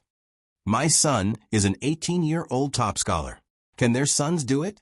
My greatest pride in this life is not military achievements, nor is it the title of nobility. It is you. You are the son that I am most proud of. You have always been. Xiao Heng's heart was about to be torn apart. Marquis Xianping's eyes became hot as he smiled. If we don't leave now, it will be too late. Don't let my sacrifice be in vain. After he finished speaking, he used the last of his strength to send a palm strike at Xiao Heng. Xiao Heng was sent onto the back of a horse by his internal strength. Marquis Xianping said to his horse, "Take him away." With a loud boom, the last part of the mountain slope collapsed, and a mudslide came from behind. The horse raised its front hooves and galloped away. Marquis Xianping looked at his son with a smile. The mudslide rushed down. Xiao Heng turned his head and screamed, "Don't." With a loud boom, the mudslide entered the village. And it was at this time that a tall black shadow came out of the torrential rain. The newest chapter of this book is not finished yet. For more exciting content, please scan the QR code below to download the app. Novels are updated even faster. Millions of novels are free to read. Novels with content that cannot be found online are all available here. https://www.zhbqg.com/89642_8964286/1082148884. HTML Genius memorized this website's address in 1 second. www.zhbqg.com BQG's mobile reading website. zhbqg.com.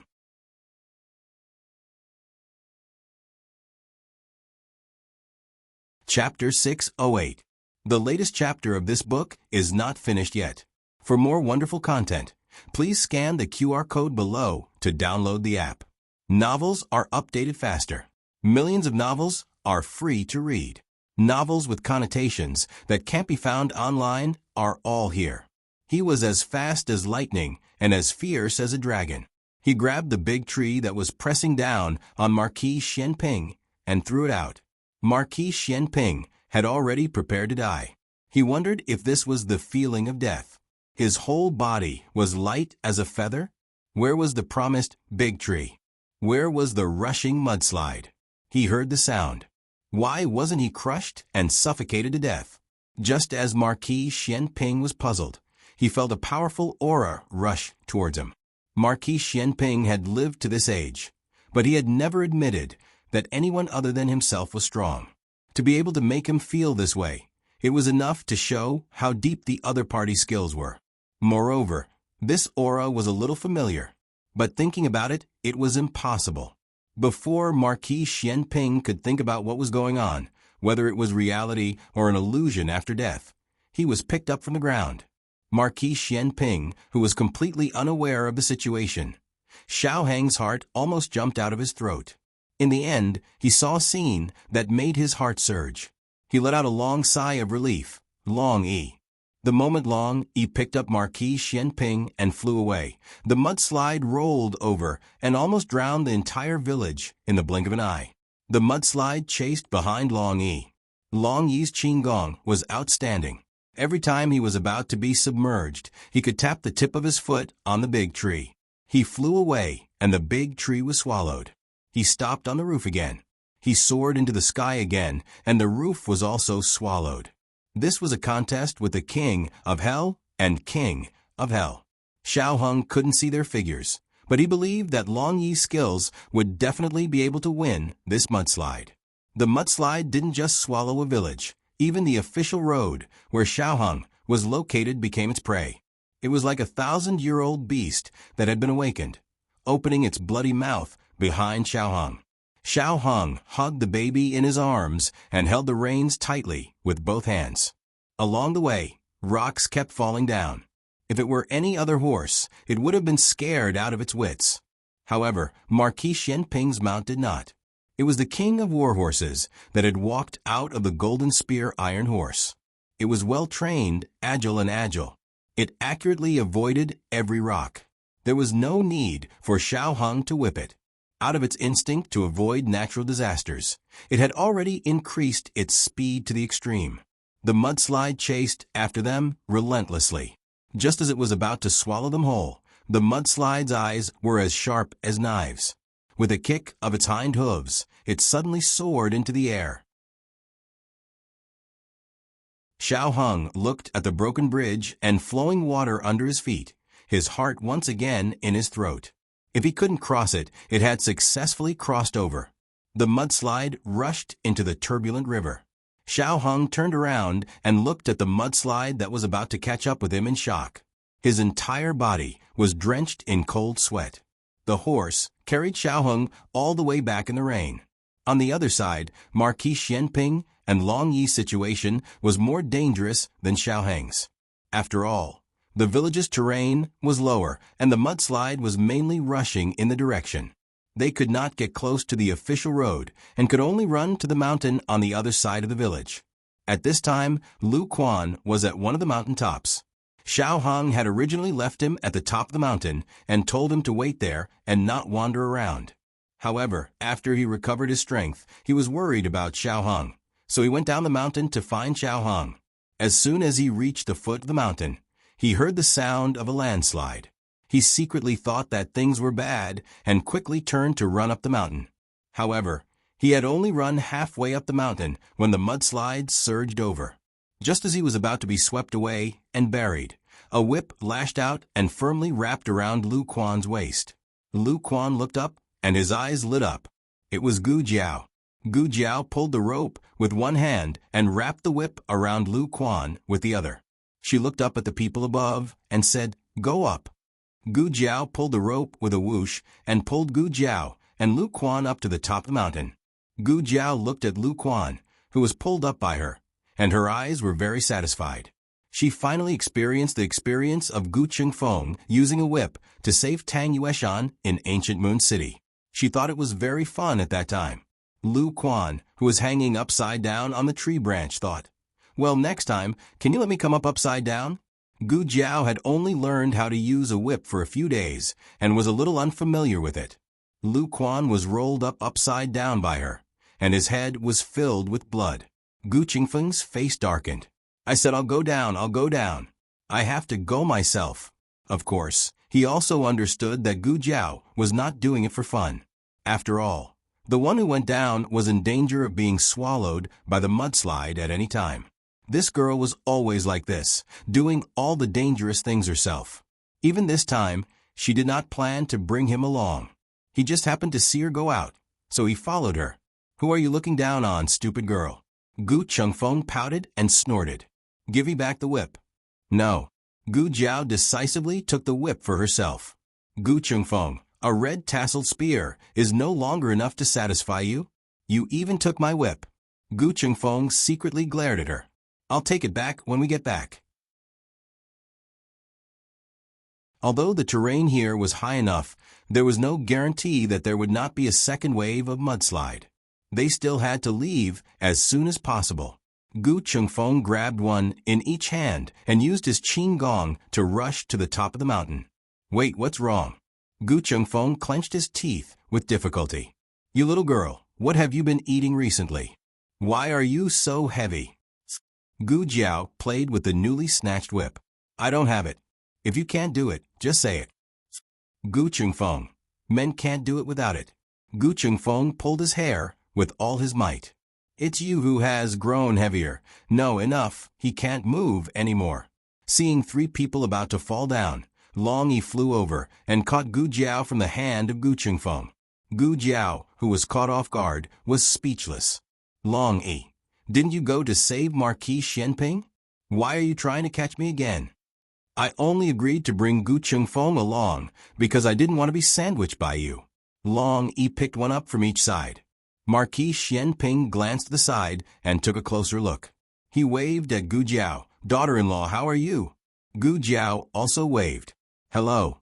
Wow. Before they could finish greeting each other, the two of them were blown into sad frogs by the wind and rain. Gu Chengfeng was left far behind. He was completely lost. Damn it. How could he run so fast while carrying two people? Do you belong to the wind? A man like the wind. Long Yi passed through the forest. The journey was relatively long, so by the time he brought Gu Jiao and Marquis Xianping to the nearest relay station, Xiaoheng was already changing clothes in the room. Marquis Xianping saw Princess Xinyang in the corridor instructing the servants to boil water and decoct medicine. He was stunned for a moment, but when he turned to look at Long Yi, he seemed relieved. Yujin came out of the room next door with a basin of hot water. Princess, I gave the child a bath.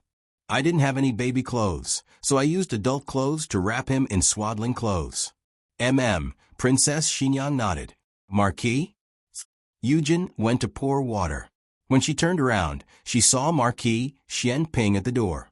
Princess Xinyang also looked at him. Marquis Xianping's current appearance was as pathetic as it could be. He himself didn't know, and still thought he was as handsome as before. He raised his eyebrows and smiled carelessly. Qin Fengwan? Princess Xinyang looked at his lame eyebrows, and her eyelids twitched. She answered vaguely, where are Jiao Jiao and the others? Gu Jiao walked out from behind Marquis Xianping and spat out a mouthful of rainwater expressionlessly. Not long after, Gu Chengfeng and Lu Quan also arrived. Princess Xinyang said indifferently, Go and change your clothes. Princess Xinyang was worthy of being a mother. Wherever she went, she would bring her child's clothes. But now she had more than one child. Gu Jiao was also the same. She had Yujin take Gu Jiao to the room prepared in advance. The charcoal inside had already been heated. Yujin took out the dry clothes Princess Xinyang had prepared for Gu Jiao and had Gu Jiao change into them. She had brought a few more sets of Xiaoheng's clothes. One set was given to Gu Chengfeng, and the other was given to Marquis Xianping. Their figures were quite suitable. Lu Quan had a bit of a middle-aged man's belly, so he couldn't wear Xiaoheng's clothes. He went to find a guard to get a set. Marquis Xianping looked at his son's clothes in his hand and said to Princess Xinyang at the door, That's true. You don't have my clothes. Princess Xinyang's face darkened. You speak as if I would bring your clothes for you if I had them. Marquis Xianping looked at Princess Xinyang with a faint smile. Qin Fengwan, did you especially come to save me? Princess Xinyang could still tolerate him if he didn't speak, but the moment he did, she really wanted to beat him up. Princess Xinyang said in annoyance, I came to save my son. Could he not think so highly of himself? Oh. Marquis Xianping raised his brows and put the clothes on the table. I don't believe you. Princess Xinyang. How did this person become more and more shameless after so many years? In order to not get a heart attack from anger, Princess Xinyang decided to ignore him. Princess Xinyang went to Gu Jiao's room, where the rescued baby was also placed. Gu Jiao had already changed her clothes and was treating the baby. How is he? Princess Xinyang asked as she entered the room. Gu Jiao opened the small medicine box and took out a stethoscope. The bones are fine. There are some scratches and abrasions, slight dehydration, and high fever. That's all I can see for now. I heard that the dry well is quite deep. This child is lucky. I'm asking how you are, Princess Xinyang said. Gu Jiao put the stethoscope on her ear and listened to the baby's heart and lungs. She paused. Princess Xinyang took in her expression. She sighed and asked, Are you hurt? I'm fine, Gu Jiao said before Princess Xinyang could ask. My old injuries have long healed. Princess Xinyang nodded in satisfaction, and then looked at the child on the table. He's fine, right? After Gu Jiao finished listening to his heart and lungs, she took out the stethoscope and said, "Pneumonia. He must have been infected before he fell into the well. After soaking in ice water for so long, his condition worsened." Princess Xinyang's expression changed when she heard pneumonia. Xiao Hong had this disease when he was young. He coughed and had a high fever and almost died. Princess Xinyang still had lingering fears. "What should we do?" Gu Jiao said, "Give him medicine first. If he can't take it, give him an infusion." This was a serious illness in ancient times, but it wasn't difficult for the small medicine box. Sure enough, when Gu Jiao opened the small medicine box again, there were already fruit-flavored antibiotic powder and antiviral oral solution inside. "The rice soup is ready." Eugene came in with a bowl of steaming rice soup. "This is the only thing in the kitchen." She was referring to the food for the child. Gu Jiao gave the medicine to Eugene and told her how to use it and the dosage. "Okay, I'll feed it to him in a bit." Eugene looked at the weak child. He's quite obedient. He doesn't make a fuss. Princess Xinyang also looked at the baby and said, "He cried for so long. He doesn't have the strength to make a fuss." With Eugene here, Gu Jiao went next door to see Xiao Hong. Compared to the baby, Xiao Heng's condition was much worse. He was originally half a mummy, but now his whole body was wrapped in gauze. He was practically a fat white man. Marquis Xianping's condition was not much better. However, Gu Jiao was Xiao Heng's wife. Gu Jiao could tie him up wherever she wanted. But Gu Jiao was not Marquis Xianping's wife. He didn't want to tie him up. Gu Jiao called his wife over. When Princess Xinyang entered the room, Gu Jiao had already gone out. Marquis Xianping was paralyzed in his wheelchair, his back facing the door. He thought that it was Gu Jiao who had come. He snorted, "I'm not going to tie that thing up." "What do you want if you don't tie it up?" Princess Xinyang's voice rang out. Marquis Xianping choked. He wanted to turn around, but the pain in his neck made him gasp. "Why is it you?" Princess Xinyang came in front of him and looked at him. "Why aren't you receiving treatment?" Marquis Xianping said carelessly, "It's just a small injury." He still had to kill old Liang Wang. If he didn't go now, that old thing would die of old age. Marquis Xianping thought that she was going to say that the road was blocked. He had already thought of a way to go around the neighboring county. Perhaps he wouldn't make it in time, but he had to try. He was someone who would not give up until all hope was gone. But Princess Xinyang did not say that. After a moment of terrifying silence, she faintly said, "I've thought about killing him countless times.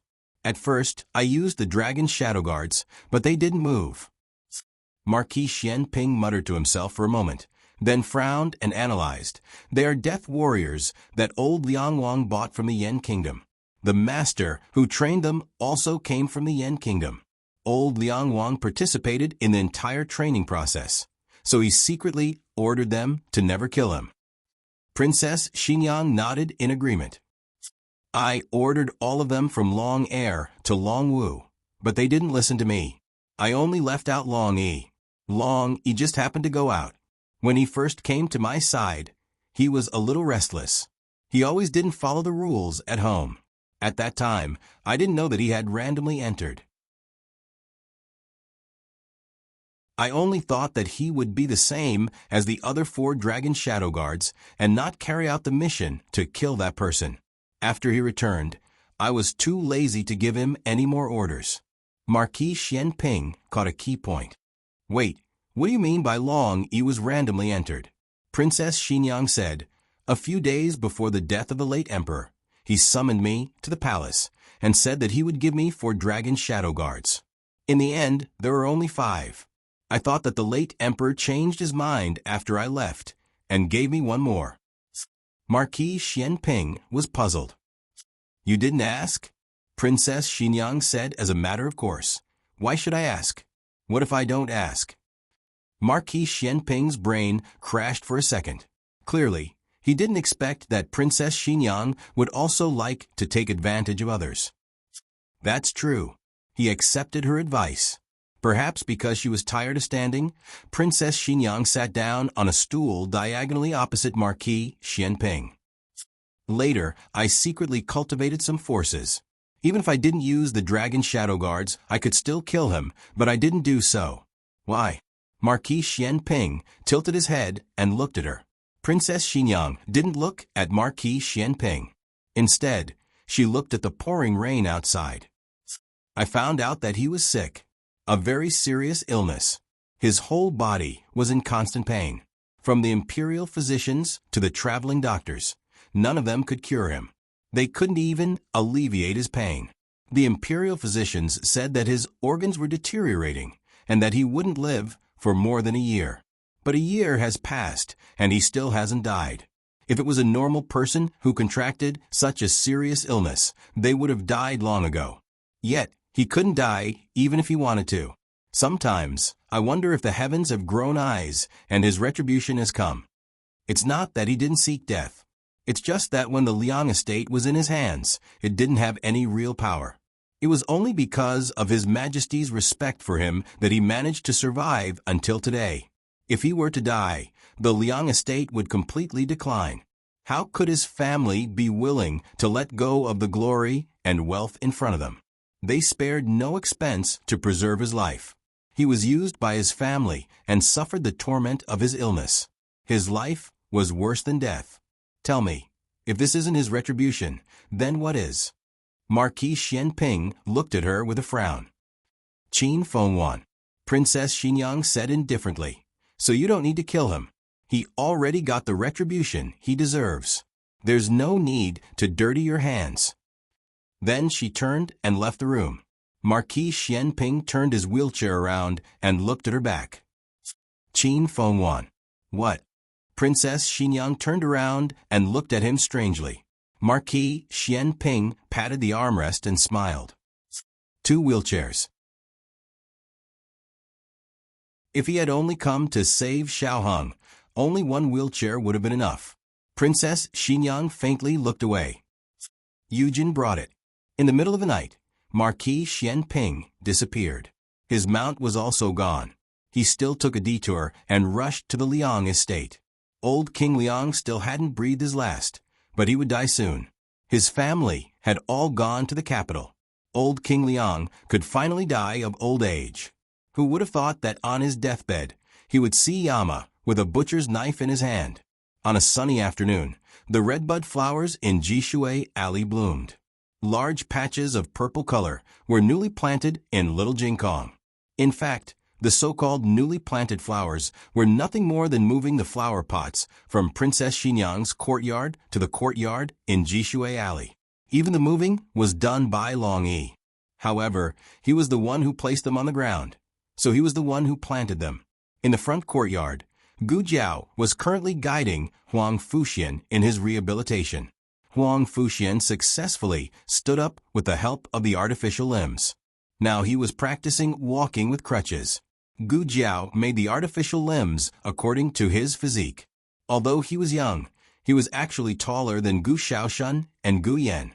On the other side of the courtyard, the 2 big whites were obediently sitting in the wheelchair and basking in the sun. Marquis Xianping's 4 limbs were in plaster. His neck and waist were also in plaster. He couldn't move anything below his chin. He could only move his eyes and try to look at his son. My back is a little itchy. Scratch it for me. Although Xiaoheng wasn't in plaster, his whole body was tightly bound with gauze. He wasn't much more flexible than him. I can't scratch it. Old King Liang was brutally murdered. The scene of the crime was too horrible to look at. The emperor flew into a rage and ordered the local government to thoroughly investigate this matter. In order to find the murderer as soon as possible, the emperor also sent out the expert Minister Xing. Minister Xing couldn't bring Xiaoheng with him this time because Xiaoheng was injured. He personally investigated, but the scene was clean and didn't leave a single trace. It was as if the murderer had a very strong anti-reconnaissance ability. Minister Xing returned to the capital to report to the emperor. Your Majesty, from the wounds of the deceased, this was a vendetta. The murderer vented his terrible anger on the deceased. The deceased suffered terrible torture when he was alive. The emperor was furious. That was the previous emperor's most respected uncle. How could he be brutally murdered when he was dying of old age? Who was so bold? Just as Minister Xing was reporting the case to the emperor, a eunuch rushed in and reported loudly outside the imperial study. "Your Majesty, old King Liang's consort requests an audience. She says she knows who the murderer of old King Liang is." Eunuch Wei was so scared that he almost threw away the horsetail whisk in his hand. The eunuch who was shouting outside the imperial study was obviously not one of their own. It was obvious that old King Liang's consort had bribed someone. Old King Liang's consort was originally imprisoned by Empress Xiao. However, news of old King Liang's death came from Pingyue Prefecture City. The emperor sent someone to the old King Liang's residence in the capital to deliver the news. The person who delivered the news was probably bribed by old King Liang's consort, who then went to the palace. "Announce it," the emperor said. Old King Liang's consort didn't return to Pingyue Prefecture City because she fainted on the spot after hearing the news of old King Liang's death. She fainted for a few days and nights and only woke up now. "Your Majesty." Old King Liang staggered to the emperor's desk and knelt down. The emperor quickly got up and went around the desk to help her up. "Ninth Grand Aunt, please get up." Old King Liang's consort held the emperor's arm tightly and cried, "Your Majesty, Your Majesty, you must seek justice for your ninth granduncle." The emperor said seriously, "Ninth Grand Aunt said she has information about the murderer. May I ask who the murderer is?" Old King Liang's consort gritted her teeth and made up her mind. "Princess Xinjiang." The emperor was stunned and said, "Ninth Grand Aunt, you must be joking. How could the murderer be Xinjiang? She wouldn't kill anyone, especially ninth granduncle." He knew Xinjiang's personality very well. She wouldn't commit murder and arson. Moreover, she didn't have the motive to kill old King Liang. Old King Liang's consort seemed to have used up all the strength in her body. She trembled violently and said, "Your Majesty, please believe me. The murderer is her. It really is her." How could the emperor believe that Xinjiang was the murderer?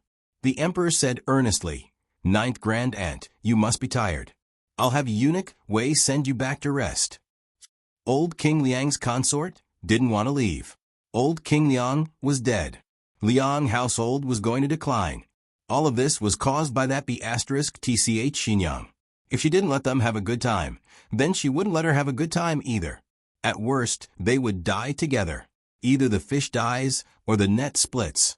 Old King Liang's consort raised 3 fingers and said seriously, "Your Majesty, Your Majesty, you must believe me.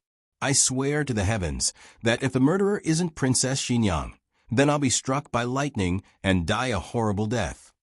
Just as she finished speaking, lightning flashed and thunder rumbled in the sky.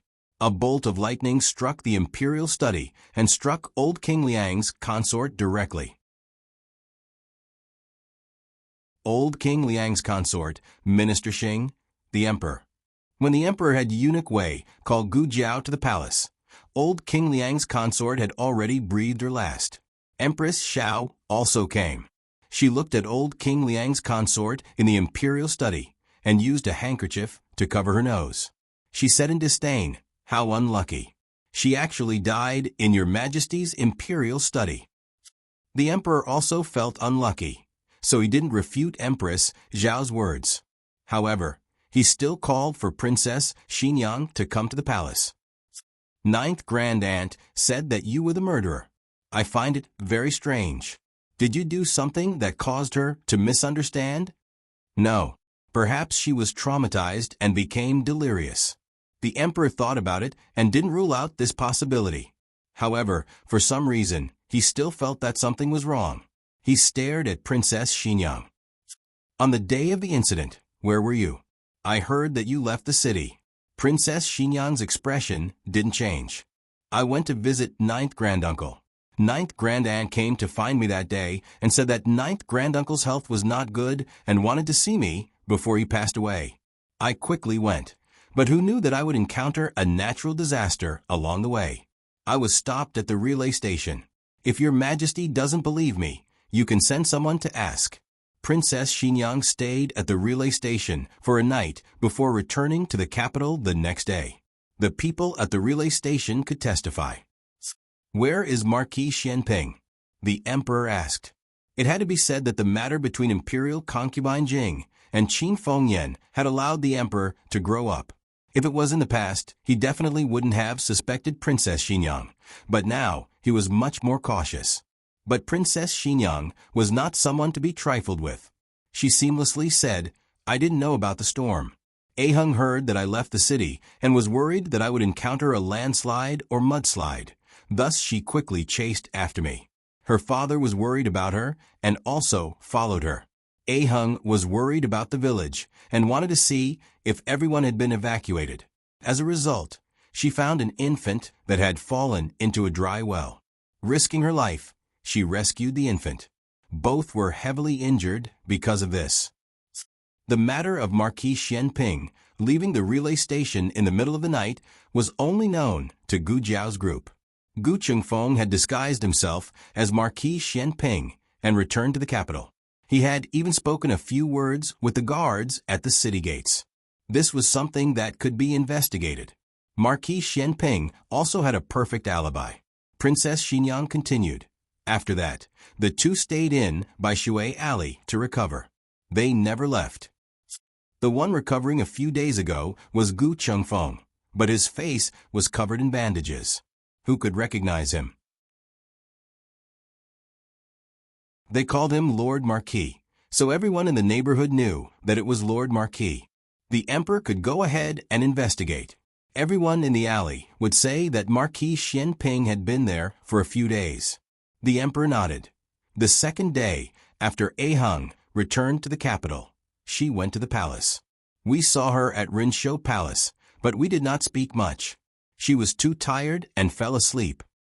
This was also to provide an alibi for Marquis Xianping ahead of time. Both of them were recovering in Bai Shui Alley. As long as Xiaohong was real, no one would suspect that the Marquis Xianping everyone was talking about was fake. Leaving the imperial palace, Princess Xinyang went to Bai Shui Alley. Marquis Xianping was sunbathing alone in the courtyard. He looked meaningfully at Princess Xinyang, who hated that she could not appear 8 times a day. Qin Fengwan, you've been coming a little too often recently. You shouldn't have taken a fancy to this Marquis, right? It's best if you give up. This Marquis is protecting you because you are this Marquis wife in name and the mother of this Marquis son. It's not that this Marquis has any feelings for you. Princess Xinyang coldly said, I came to see my son. Marquis Xianping looked at her a few times without blinking. Shaking his head, he said, I don't believe you. Princess Xinyang. The newest chapter of this book is not finished yet. For more exciting content, please scan the QR code below to download the app. Novels are updated even faster. Millions of novels are free to read. Novels with content that can't be found online are all available here. https://www.zhhbqg.com/89642826/108195568. HTML Genius memorized this website's address in 1 second. www.zhhbqg.com Biku Pavilion's mobile reading website. zhhbqg.com.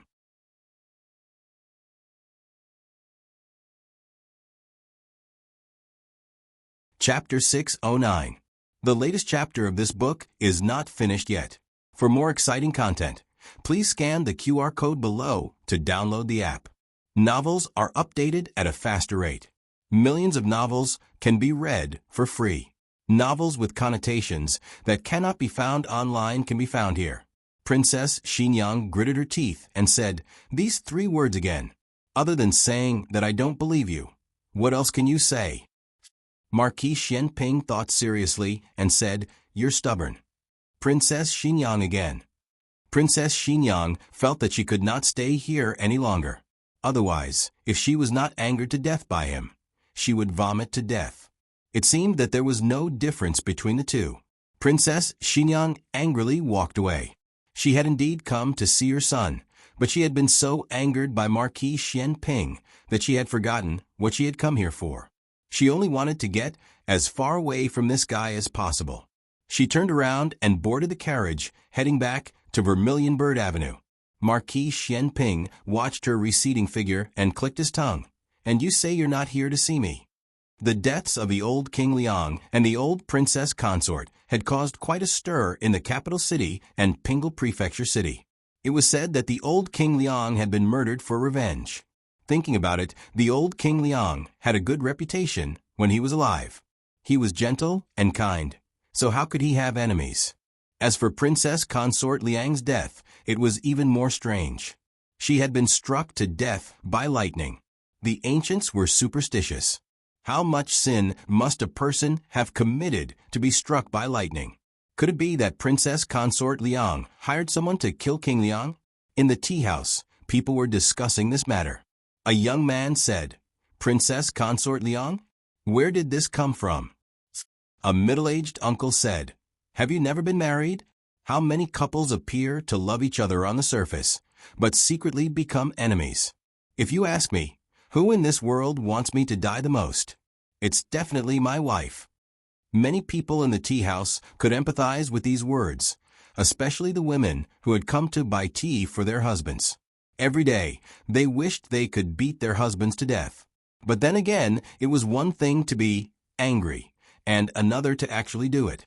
If old Liang Wang really forced old Liang Wang Fei to kill him, at the very least, old Liang Wang must have done something that she could not tolerate. A destitute scholar in his 30s walked over with a jug of wine in his hand. He was half drunk and half sober. He sat down at their table and said, I heard that King Liang dotes on the son of a concubine. He wants to remove his eldest son from the throne and make the son of a concubine King Liang." "Is that so?" the young man from before asked. The scholar took a sip of wine and took out a folding fan to fan himself. He said in a serious tone, King Liang and his first wife were not on good terms. For the sake of an outsider, he could even beat up his eldest son. Princess Consort. When she was young, she had lived in the Liang King estate. Because of a quarrel between her and the eldest son, the old King Liang had turned around and beaten the eldest son half to death. Princess Consort. Was he standing up for Princess Xinyang? No. He is slapping old Liang Wang Fei's face. Really? The middle-aged man asked. The scholar closed his fan and said seriously, "It's absolutely true. All these years, if it wasn't for old Liang Princess Consort guarding against him, both mother and son would have died countless times." The young man asked, "Is King Liang still a good person?" The scholar said, "He's a good person, but he's not a good man. He wants to spoil his concubine and destroy his wife. He had been seriously ill for 10 years and was beyond cure, yet he was still wondering how to pass the throne to his bastard son. I also heard that he took advantage of the time when old Princess Consort Liang was bringing her eldest son, King Liang, to the capital to secretly summon the steward of the estate. He had the steward write a letter on his behalf, requesting that his eldest son be removed from the throne and that his bastard son be King Liang. Old Liang Princess Consort accidentally found out about this matter and became angry out of humiliation, so she hired someone to kill him." Another middle-aged merchant said, "That seems to make sense. If it wasn't done by someone familiar with the Liang household, how could we not find any clues?" The others immediately agreed. That's right. There was a hubbub of voices below the tea house. Old Liang Wang's story was getting more and more ridiculous. The old chancellor, who was about to pass a story to the storyteller upstairs, was stunned. "You guys have rich imaginations and can make up stories better than me. I instantly felt that my story was too weak, okay?" The storyteller grabbed the other end of the story and couldn't pull it over after a long time. He smiled embarrassedly and said, "Sir, are you selling this story or not?" The old chancellor pulled back the story of old Liang Wang in his hands. "No, I'm not selling it. This bunch of people with wild imaginations had already lost their livelihood. Because there was no evidence, old Liang Wang's case was left unsettled. To put it bluntly, the emperor had also believed the groundless rumors of the people. How could a person who didn't do anything wrong be struck to death by lightning? Could it really have been done by old Liang princess consort? As a result, the emperor ordered a thorough investigation of the Liang household. It didn't matter if they didn't investigate, but once they did, old Liang Wang's scandals of accepting bribes, colluding with local officials, privately opening mines, and forcefully kidnapping women were all dug up. This was great. He went down in infamy for 10,000 years. The emperor confiscated the Liang household, and old Liang Wang's children were all demoted to commoners. From then on, they had nothing to do with the imperial family. On this day, Gu Jiao was drying medicinal herbs in the courtyard when a few soldiers brought a couple in their 20s to her door. The soldiers came from the yamen of Pingyue Prefecture. The leader bowed to Gu Jiao and asked, "Is this Dr. Gu's house?" "Yes. Is there anything you need from me?" Gu Jiao stopped drying the medicinal herbs. The leader hurriedly said, "Dr. Gu, my surname is Lu. Dr. Gu can just call me Lu Quan." Another person called Lu Quan came. "Who called me?" Lu Quan walked over from the newly opened door next door with a spatula in his hand. Gu Jiao turned around and said, "No, Uncle Lu. His name is the same. He's also called Lu Quan." Oh, Lu Quan wasn't surprised. This name was very common. Over the years, he had encountered many people with the same name. He went back to cooking. Perhaps it was because of the name, but Lu Quan actually felt closer to the name. He smiled and led the couple behind him over. They are from Shishui village. They went to the yamen to report that their child was missing. We asked about their child's situation. He looked very similar to the child that Marquis Xianping and official Shao rescued from the ancient well. According to the yamen, the child was brought back to Jade Water Alley and handed over to Dr. Gu for treatment. Gu Jiao nodded. "I was the one treating him. However, we didn't have enough manpower. After he recovered, he was brought to Princess Xinyang. Please wait for a moment. I will send someone to deliver a letter to Princess Xinyang." Hearing this, the couple almost knelt down. Their son was brought to the princess to raise? Princess? Princess. Heavens! Was there smoke coming out of their ancestral graves? The couple was young, but they married early in ancient times. Thus, they already had 5 children. That infant was the youngest. As for why they left the child in the village, it wasn't because they were heartless. It was because they made a mistake. The woman blamed herself and explained the cause and effect to Gu Jiao. That day, the people from the yamen came in a hurry. They said that there was going to be a rainstorm and that it might destroy the hillside. There was also some kind of flood. It was a mudslide. But forget it. There was no need to bother explaining this. Gu Jiao patiently listened to her. They said to evacuate quickly, the sooner the better. The carrier pigeon arrived at the relay station at noon. The relay station reported to the local yamen that there would be a natural disaster the next night. They told the villagers to evacuate quickly.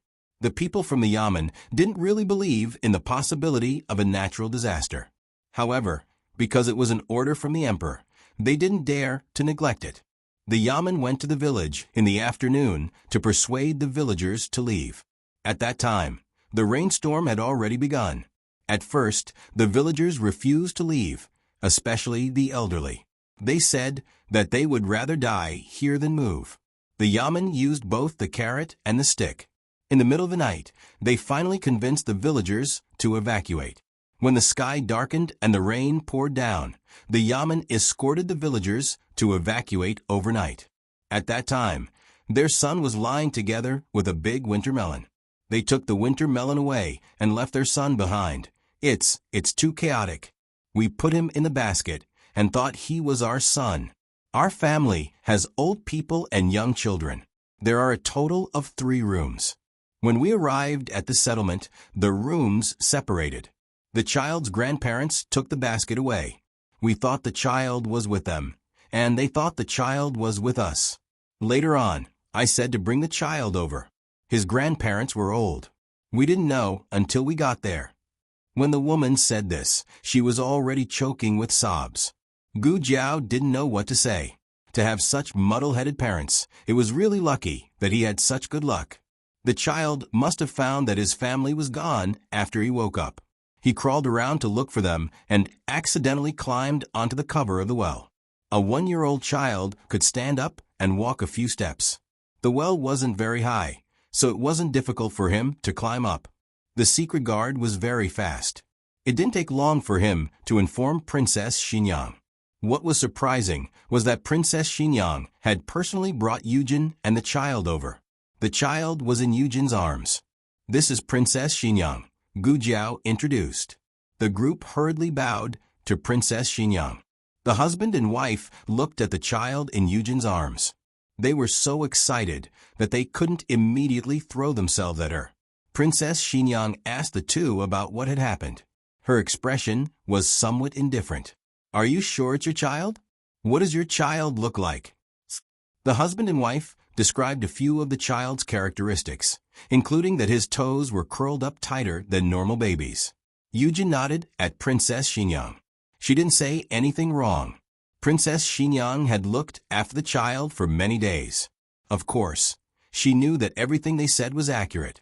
She didn't even need to ask. The way a mother looked at her child couldn't be faked.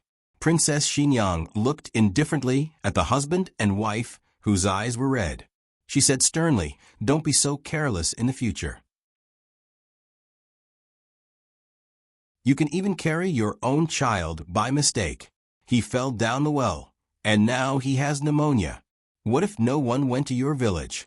No one heard his cries. No one could cure his illness. You."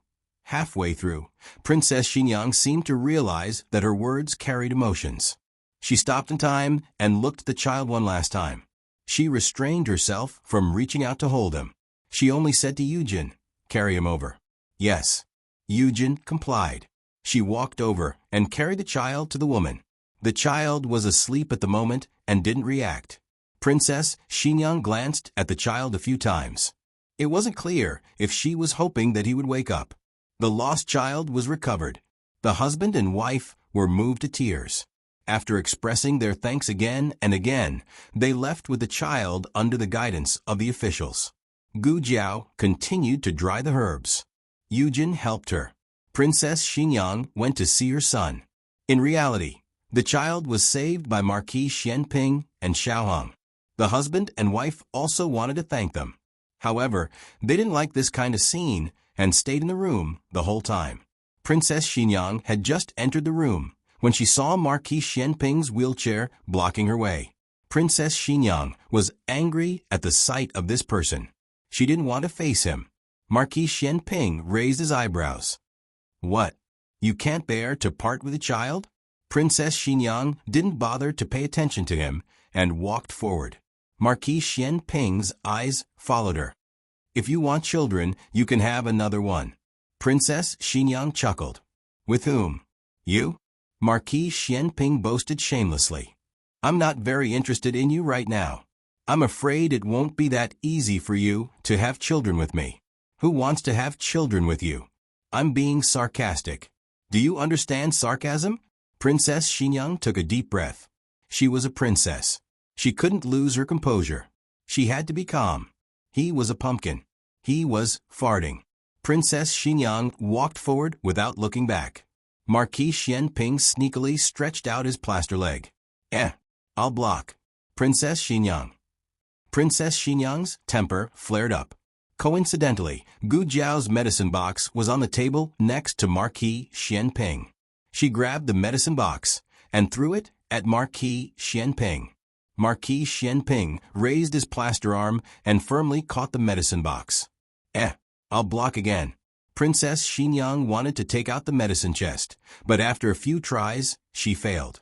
Marquis Xianping was smug. Princess Xinyang was so angry that she wanted to kick him. Marquis Xianping's entire body, including his neck, was in a plaster cast. so she couldn't find a suitable place to kick him. Suddenly, her gaze landed on an unspeakable part of him. Marquis Xianping's eyebrows twitched, and he hurriedly blocked the medicine box. Princess Xinyang's kick directly overturned the medicine box, and the medicine inside poured out.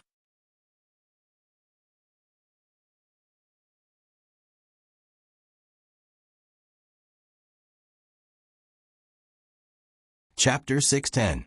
Please scan the QR code below to download the app for more interesting content. The novel was updated at a faster rate. Millions of novels were free to read.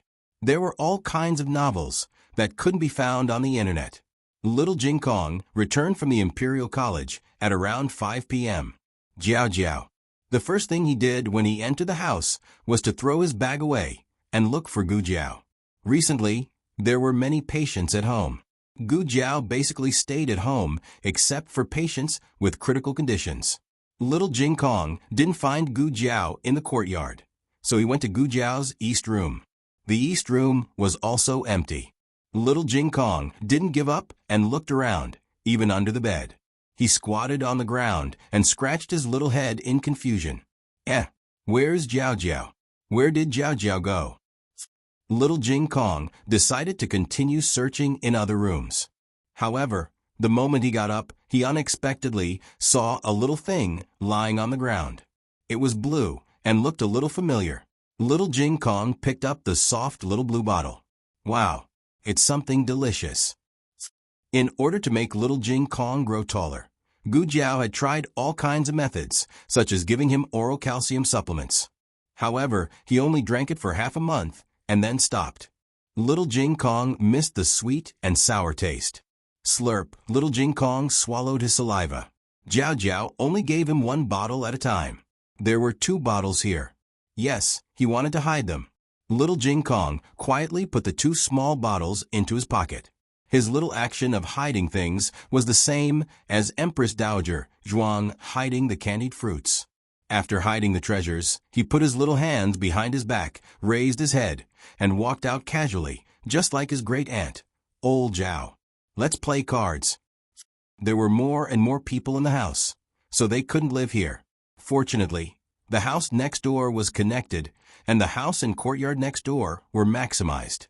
Little Jing Kong couldn't find Gu Jiao because Gu Jiao went to the backyard next door to build a rehabilitation center for Huang Fuxian. Little Jing Kong heard the clanking sounds, and his eyes lit up.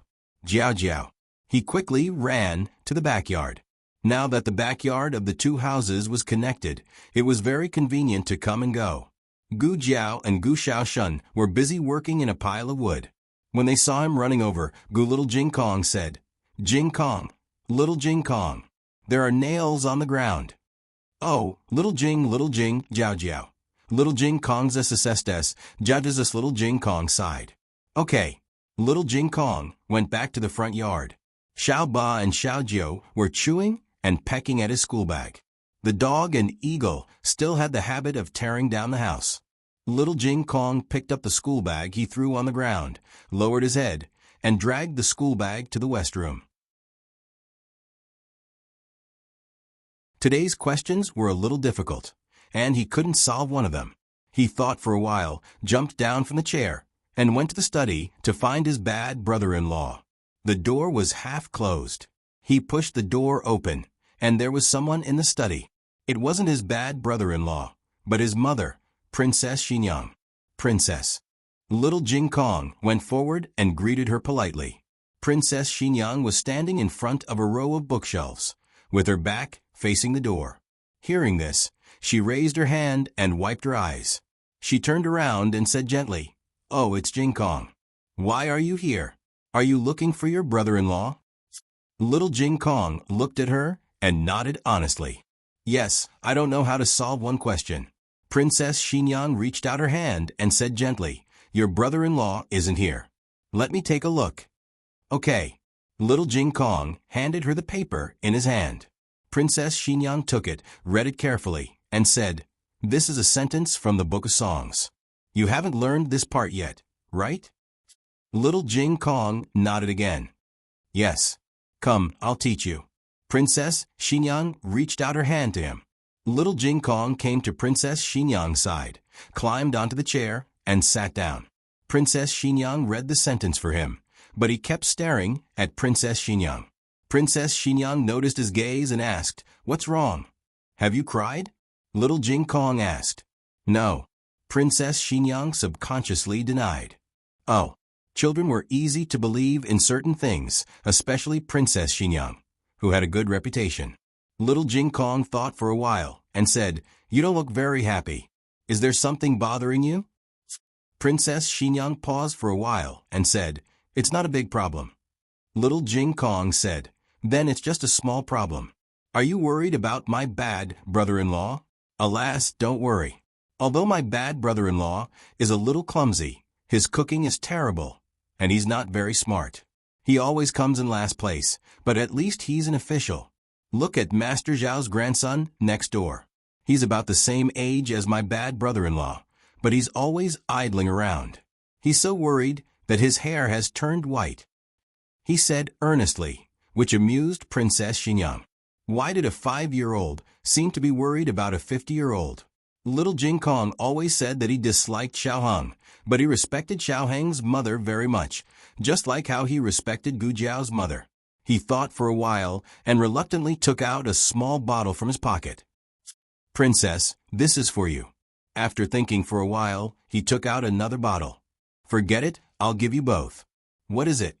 Princess Xinyang asked. Little Jing Kong said, "It's something very delicious. Adults can drink it too. I saw Jiao Jiao give it to Great Aunt last time." Princess Xinyang looked at the small blue bottle in her hand and asked, "Is it medicine?"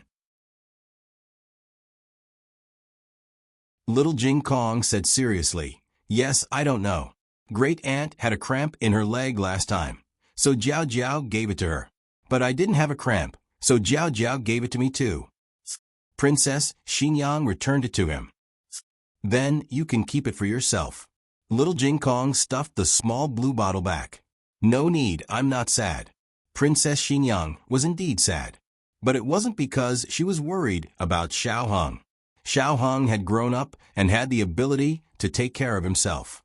She didn't need to worry about him day and night.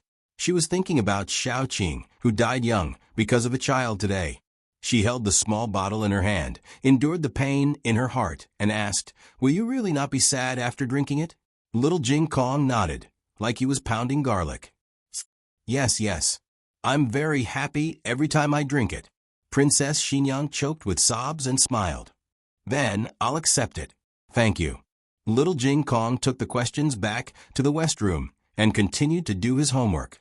Princess Xinyang went next door to say goodbye to Gu Jiao and Xiao Heng, then returned to Vermilion Bird Avenue.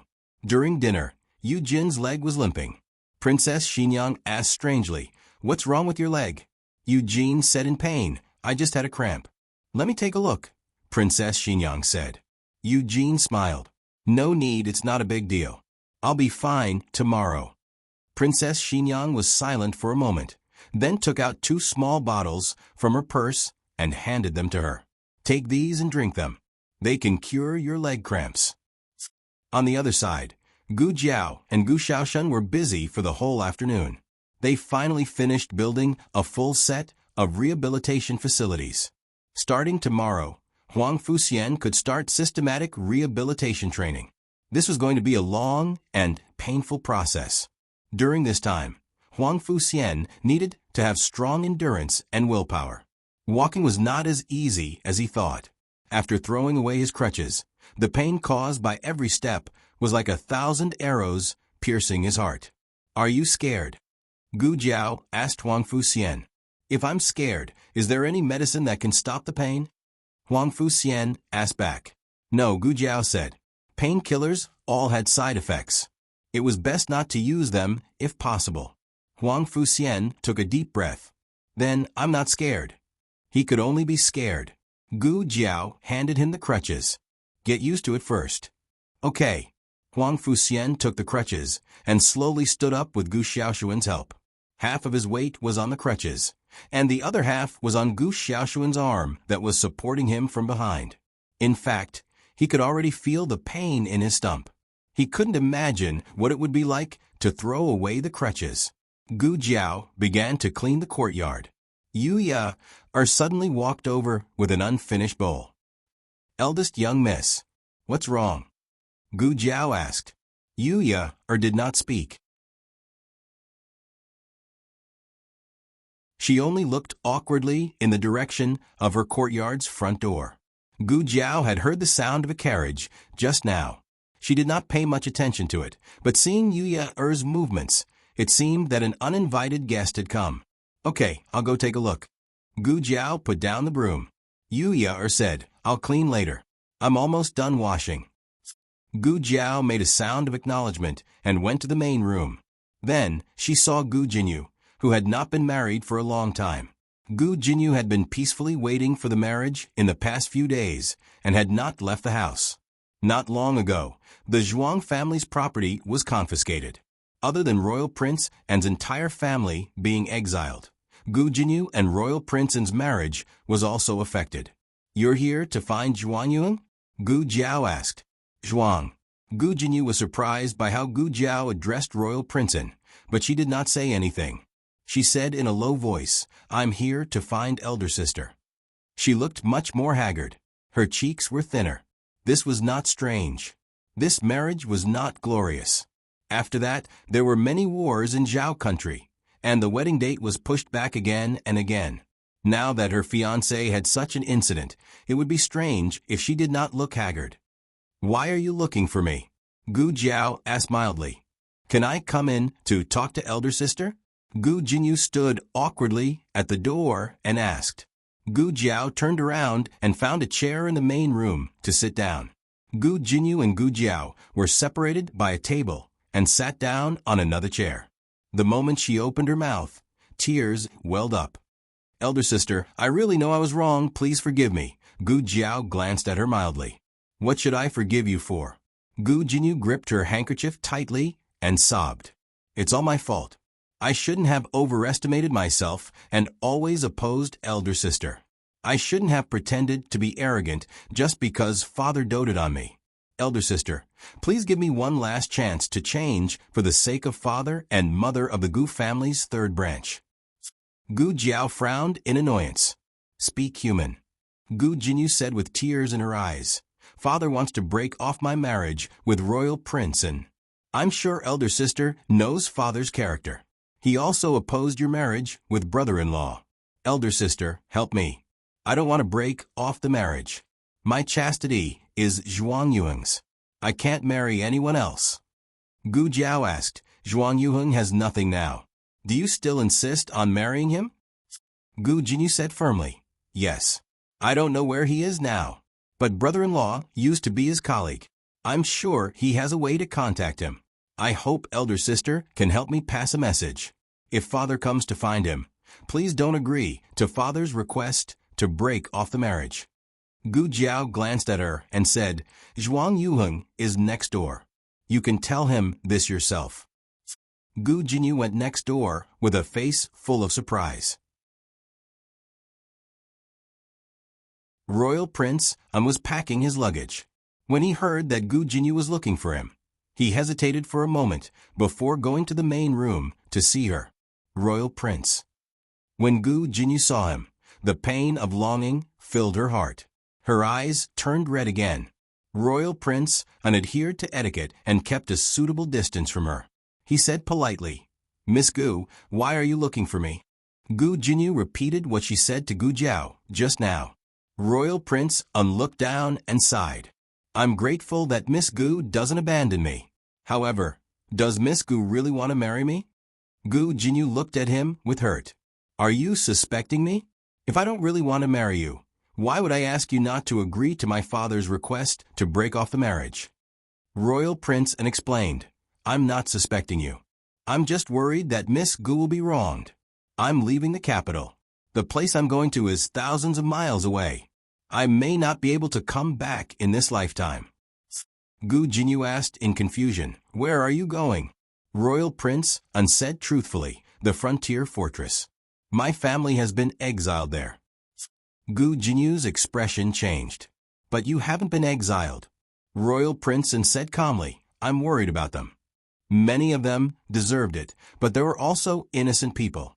For example, his two younger sisters had never participated in his grandfather's ambitions. Royal Prince continued, I've already submitted my resignation to the cabinet and asked His Majesty to remove me from the position of Royal Prince. So, if you really want to marry me, you can only follow me to the frontier fortress in the future and become a commoner. As he spoke, he looked steadily at Gu Jinyu. Miss Gu, are you still willing to accept this marriage? Gu Jinyu was stunned. The latest chapter of this book is not finished yet. For more exciting content, please scan the QR code below to download the app. Novels are updated at a faster rate. Millions of novels can be read for free. Novels with connotations that can't be found online are all available here. https://www.zhpqg.com/89642_896426/108175154. HTML Genius. Memorize the website address in 1 second. www.zhpqg.com Biku Go Mobile Reading Website. zhpqg.com.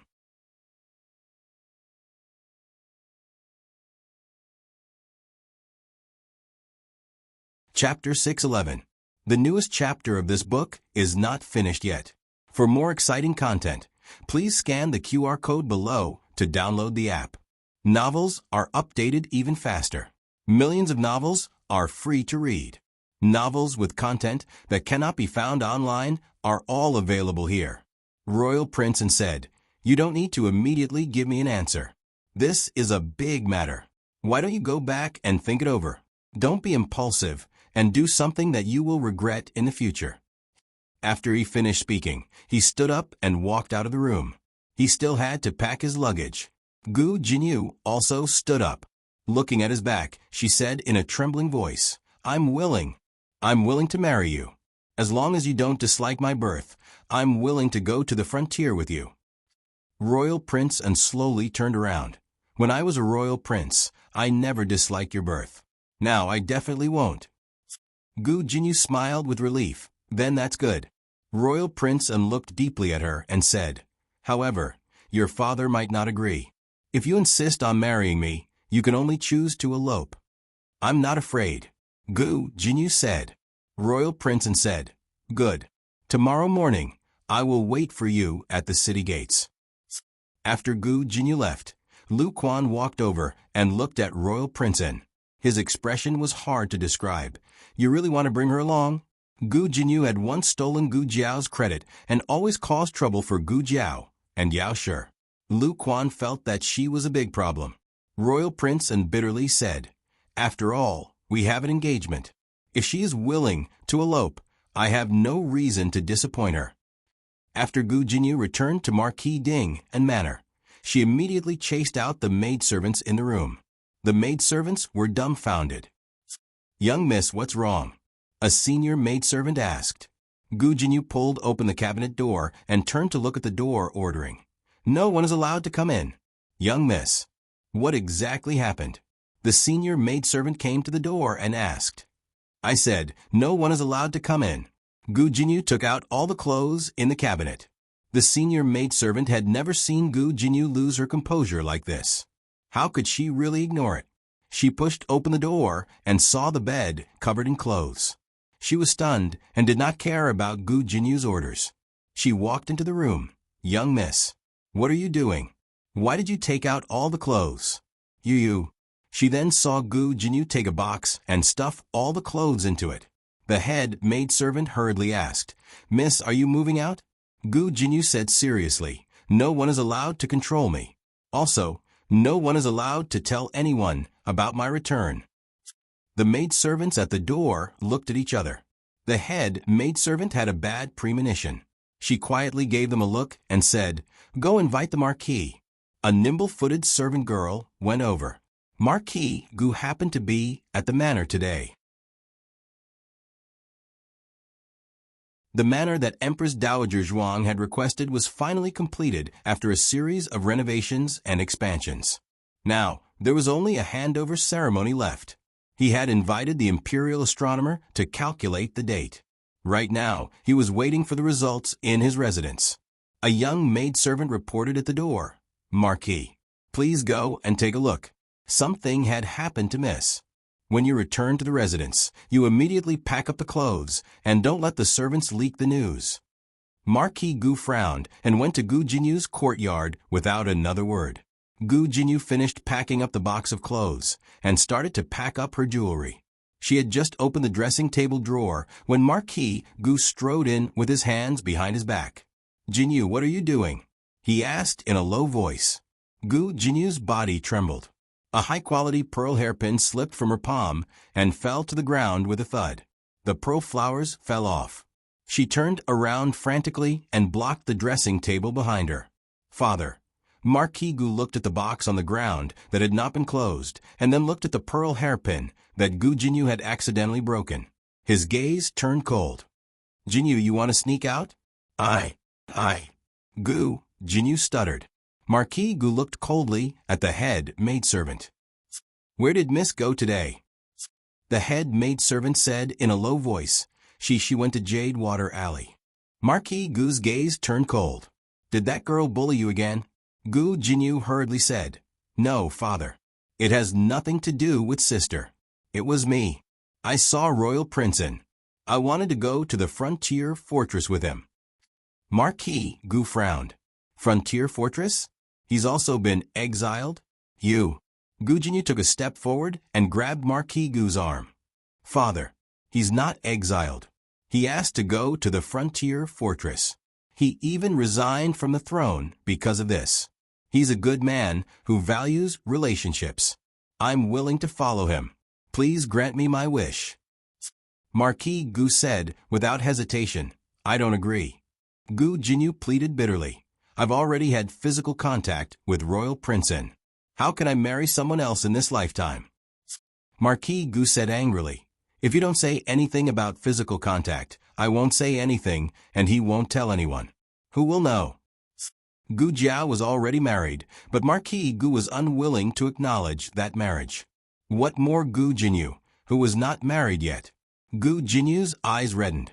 She knelt on the ground and said, Father, I'm sincere to Royal Prince, and please grant my wish, Father. Marquis Gu was furious. If this was a son, he would beat him up. He gritted his teeth and looked at her. Jinyu, you're too young. Do you know what sincerity is? Back then, Princess Ning wasn't sincere to the prince consort. Guess what happened in the end? She died at the frontier fortress. I will never agree to you marrying a down and out. He used to think highly of Royal Princeton. Now, he looked down on Royal Princeton. He was no longer the legitimate grandson of the #1 aristocratic family. What right did he have to be his son-in-law? She was his daughter, after all. Marquis Gu could not bear to be too fierce. He softened his tone and said, Jinyu, you're my most beloved daughter. I won't let you go to the frontier fortress to suffer. But father, Jinyu, don't disappoint father. Marquis Gu unconsciously became more stern. Gu Jinyu had never angered Marquis Gu in her life. The maids were also shocked. Marquis Gu said coldly, you must have been led astray by that girl. She's disobedient and caused you to learn from her. Gu Jinyu choked. Father, Marquis Gu's gaze sharpened. Someone come. Marquis. The senior maid walked over. Marquis Gu ordered, from today onwards, guard the door day and night. Keep an eye on Miss and don't let her out. Otherwise, all of you can wait to be sold off. The senior maid looked at Gu Jinyu and bowed. Yes, Marquis. Marquis Gu strode away. Gu Jinyu chased after him. Father, father. The maid stopped her in time. The senior maid consoled her. Miss, quickly enter the house. Don't make things difficult for us. Gu Jinyu's tears fell. Let me see father again, okay? I'll beg him again. The senior maid said earnestly. Miss, Marquis Gu is doing this for your own good. An prefecture. Zhuang. Master Zhuang has nothing now. He's just a commoner. If you marry him, you won't have a good life. I understand that you're kind-hearted and can't bear to abandon your fiancé at this time. But don't you think for Marquis Gu? He dotes on you so much. What if he misses his daughter when you're not by his side? Gu Jinyu fell to the ground. She covered her face and sobbed. Second miss is just too kind-hearted. Who can be like eldest miss? She only has her own husband in her heart and doesn't have Marquis Gu as her father. Isn't that because her husband is capable? Her husband was the best student in the academy in the countryside. Eldest miss forced him to marry her because she fancied him as the top scholar. If Lord Xiao had been useless or exiled, do you think eldest miss would still have been willing to follow him? Our second miss is still the most sincere. It's a pity that they are not fated to be together. They are destined to never be husband and wife. In the dead of the night, the maids' discussion in the corridor gradually died down. Gu Jinyu sat quietly in the room. There was no light or food brought in by the maids. All of a sudden, the commotion outside stopped completely. She looked up and saw a black shadow flash past the window. The next moment, the door was pushed open and the black shadow darted in. Gu Jinyu jumped in fright and stood up from the stool. She looked at the other party in horror. Who are you? The other party didn't say anything. Instead, he stepped to the side, and a thin young man walked in casually. It's me, the youth said. Gu Jinyu was taken aback. Yana? It's so late. Why did you bring someone to my room? Gu Yan's body was much better than before. Not only had he lived past 15, he was full of energy and was no different from a normal person. Gu Yan raised his brows and looked at the chests and jewelry boxes in the room. He said, since we are siblings, I'm here to help you one last time. Otherwise, you'll say that my younger brother is biased and only knows how to pamper Gu Jiao. Gu Jinyu looked at him in confusion. Gu Yan hooked his finger at Secret Guard A and Secret Guard B, who were guarding the door. He said, come in and send my second sister out of the city tonight. Use the Rinshou Palace token that the Empress Dowager gave me. Gu Jinyu was so shocked by the first sentence that she forgot to be shocked that he had the Rinshou Palace token in his hand. You what? So happy that you can't speak? Don't be like this. I always bullied you in the past. It's my fault. I'm here today to make it up to you. I've prepared some travel expenses for you. If you live frugally, it should be enough to support you until you reach the border. As he spoke, he took out a 50 taels banknote and handed it to Secret Guard. Secret Guard tactfully stuffed the banknote into Gu Jinyu's jewelry box. 50 taels. Gu Jinyu bought a bolt of cloth for more than this in the capital. Gu Jinyu gaped and looked at Gu Yan in panic. Yan, are you? Gu Yan said impatiently, hurry up. Those knockout drugs won't last long. They will wake up soon. If my father finds out, my second sister won't be able to leave. Yes. Secret Guard came to Gu Jinyu's side. Second miss, sorry to offend you. Gu Jinyu's face turned pale. What are you doing? Secret Guard carried Gu Jinyu over his shoulder. Secret Guard grabbed the chests with one hand and the jewelry box with the other and quickly followed. Gu Jinyu was flustered. Yan. Gu Yan smiled reassuringly. Don't worry. My Secret Guard's martial arts are very good. The guards in the residence won't find out. You can leave the city in peace and elope with my second brother-in-law. Gu Jinyu. Yan. Gu Yan, don't shout. You'll draw father here. Or do you want to draw father here so that father will stop you? Then it looks like you don't have much sincerity towards my second brother-in-law. Gu Jinyu choked. If father finds out, father will punish you. I'll be fine after I leave. What about you?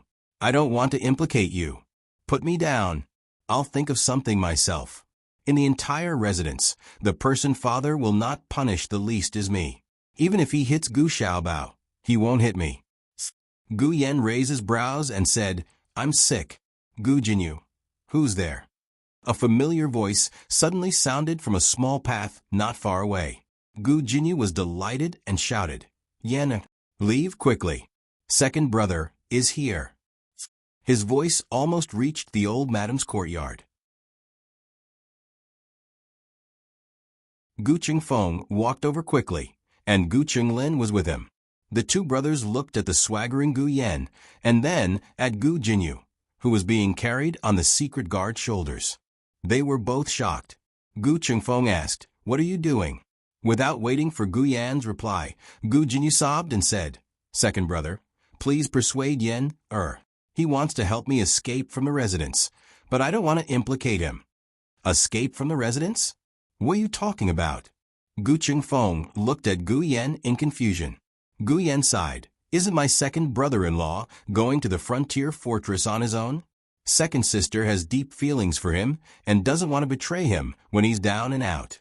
So, she decided to elope with him and continue to fulfill their marriage agreement at the frontier. Ordinary families could not do something like eloping. It was a disgrace to the family, and it would greatly affect the marriage of other children. Gu Qingfeng frowned and thought for a while. Gu Yan, what you're doing is indeed inappropriate. Gu Jinyu was delighted. Second brother was going to stop her. All right, put her down, Gu Qingfeng said to the secret guard. The secret guard looked at his young master. The young master nodded, and the secret guard placed Gu Jinyu back on the ground. Gu Qingfeng said to Gu Jinyu with a complicated expression, "We're siblings. I'll still help you with this small matter. I'll take you out of the city."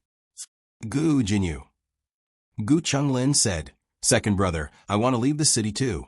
Gu Qingfeng said unhappily, "What are you going to do? Has your hair grown out?" Feeling wronged, Gu Qinglin touched his half-grown hair on his head.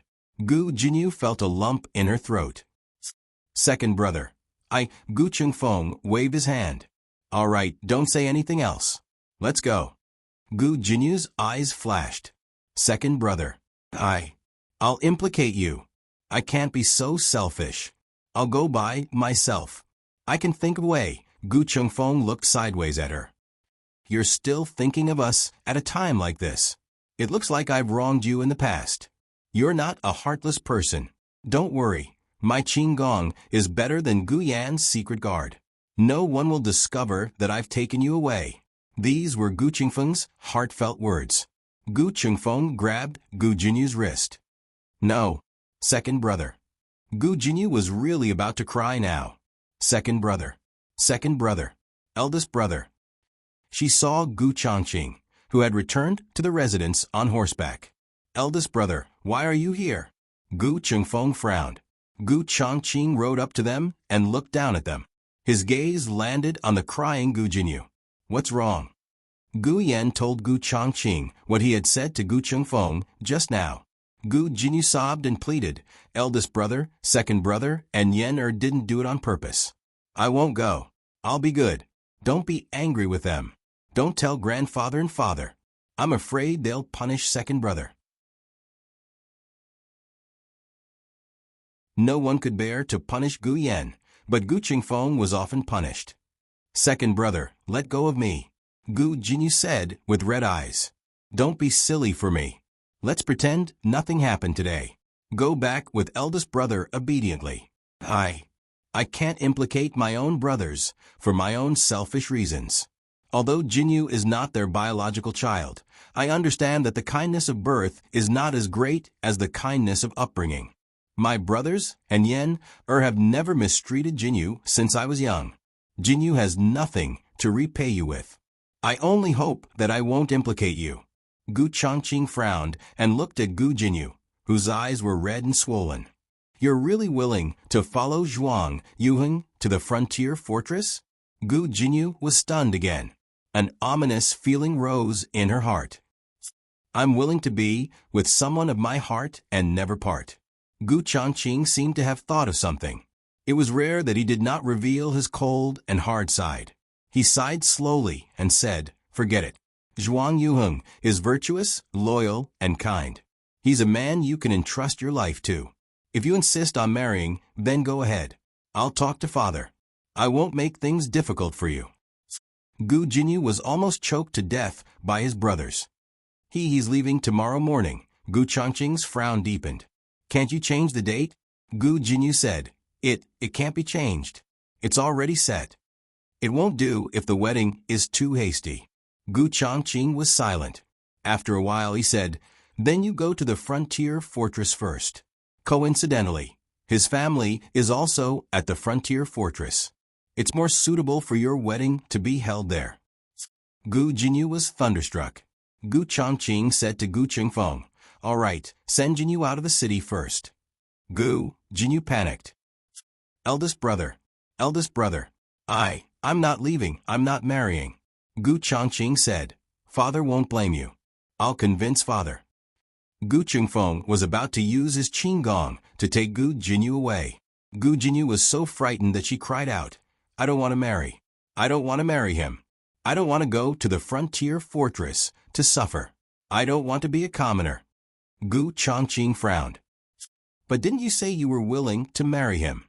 Gu Jinyu wailed. "I was lying. I said that on purpose. I also packed my things on purpose to alarm father. I knew father would definitely stop me." "My father? Royal Princeton?" She was halfway through crying when she saw Marquis Gu and Royal Princeton, who had arrived at some point. The latest chapter of this book is not finished yet. For more exciting content, please scan the QR code below to download the app.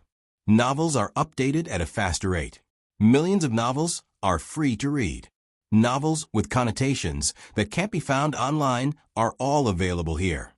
https://www.zhbqg.com/89642_896428266/1081541333. HTML Genius memorized this website's address in 1 second. www.zhbqg.com Bikuga mobile reading website. zhbqg.com.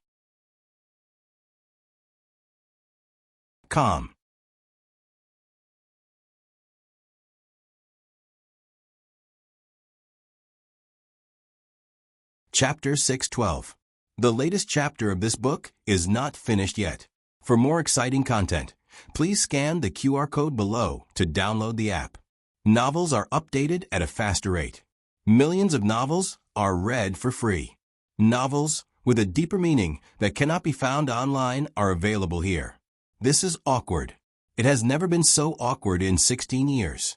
Gu Jinyu never expected that Marquis Gu and Zhuang Yuheng would appear here in the middle of the night. It was understandable that Marquis Gu was passing by. After all, he was the master of the Marquis's residence. But what was up with Zhuang Yuheng? Why was he here? Thinking of what she had said in her fluster earlier, Gu Jinyu felt terrible all over. She could only pray that they did not hear her. However, their expressions were completely different. They had heard everything. They had heard every word clearly. Gu Jinyu seemed to have been struck by lightning. She froze on the spot. The brothers were also surprised by Marquis Gu and Zhuang Yuheng's arrival, except for Gu Yan. Zhuang Yuheng had come in Gu Yan's carriage. Of course, Gu Yan knew that he was in the residence. He also knew that he had gone to look for Marquis Gu to discuss his marriage with Gu Jinyu. In reality, Zhuang Yuheng was a very responsible person. Before Gu Jinyu came, Marquis Gu had already looked for him in private to ask him to hand over the marriage certificate and call off their marriage. Marquis Gu was afraid that Gu Jinyu would be upset and did not tell her. He thought that it would not be too late to let Gu Jinyu know after Zhuang Yuheng left. Anyway, Gu Jinyu would not be able to do anything then. But Gu Jinyu, who did not know, did something unnecessary. She found Zhuang Yuheng the day before he left and would rather elope to marry him. She was affectionate and righteous. Even if Zhuang Yuheng did not have any romantic feelings for her, he could not leave her alone. But he would not really let her bear the reputation of eloping. He decided to come to the residence to discuss their marriage with Marquis Gu one last time. He would beg Marquis Gu to let Gu Jinyu marry him and promise to treat her well for the rest of his life. The two of them had just finished exchanging pleasantries and were about to get to the main topic when a servant came to report that the young masters in the garden were arguing. It seemed to be because of Gu Jinyu.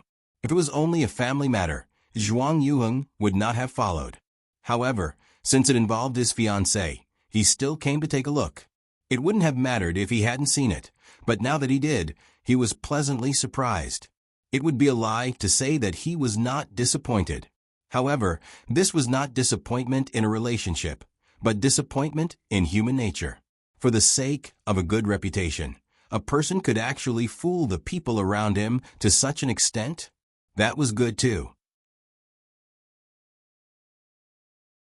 She didn't have to force herself to treat someone she didn't love with respect for the rest of her life.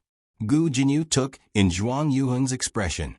Her already flustered heart grew even more uneasy. Regional King.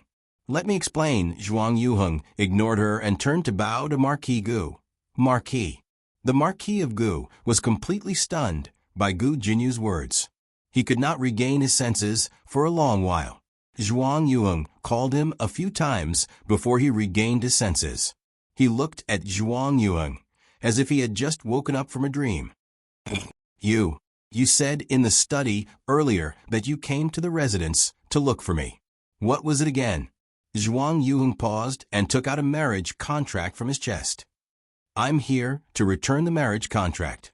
Since Miss Gu is unwilling to marry me, then it's better to call off this marriage. Call off. The Marquis of Gu's heart was in a mess. Although he had been looking forward to getting the marriage contract back, now that it was finally here, why was he not that happy? Marquis, please keep the marriage contract. Zhuang Yuheng saw that the Marquis of Gu did not extend his hand and took the initiative to pass the marriage contract forward. Gu Yan walked over and took the marriage contract. All right, I'll keep it for my father. Zhuang Yuheng calmly said, if there's nothing else, I'll go back first. You can take my carriage back. Gu Yan said. All right. Zhuang Yuheng did not refuse. Zhuang Yuheng had nothing now. If he did not take the carriage back, he could only walk until he broke his legs.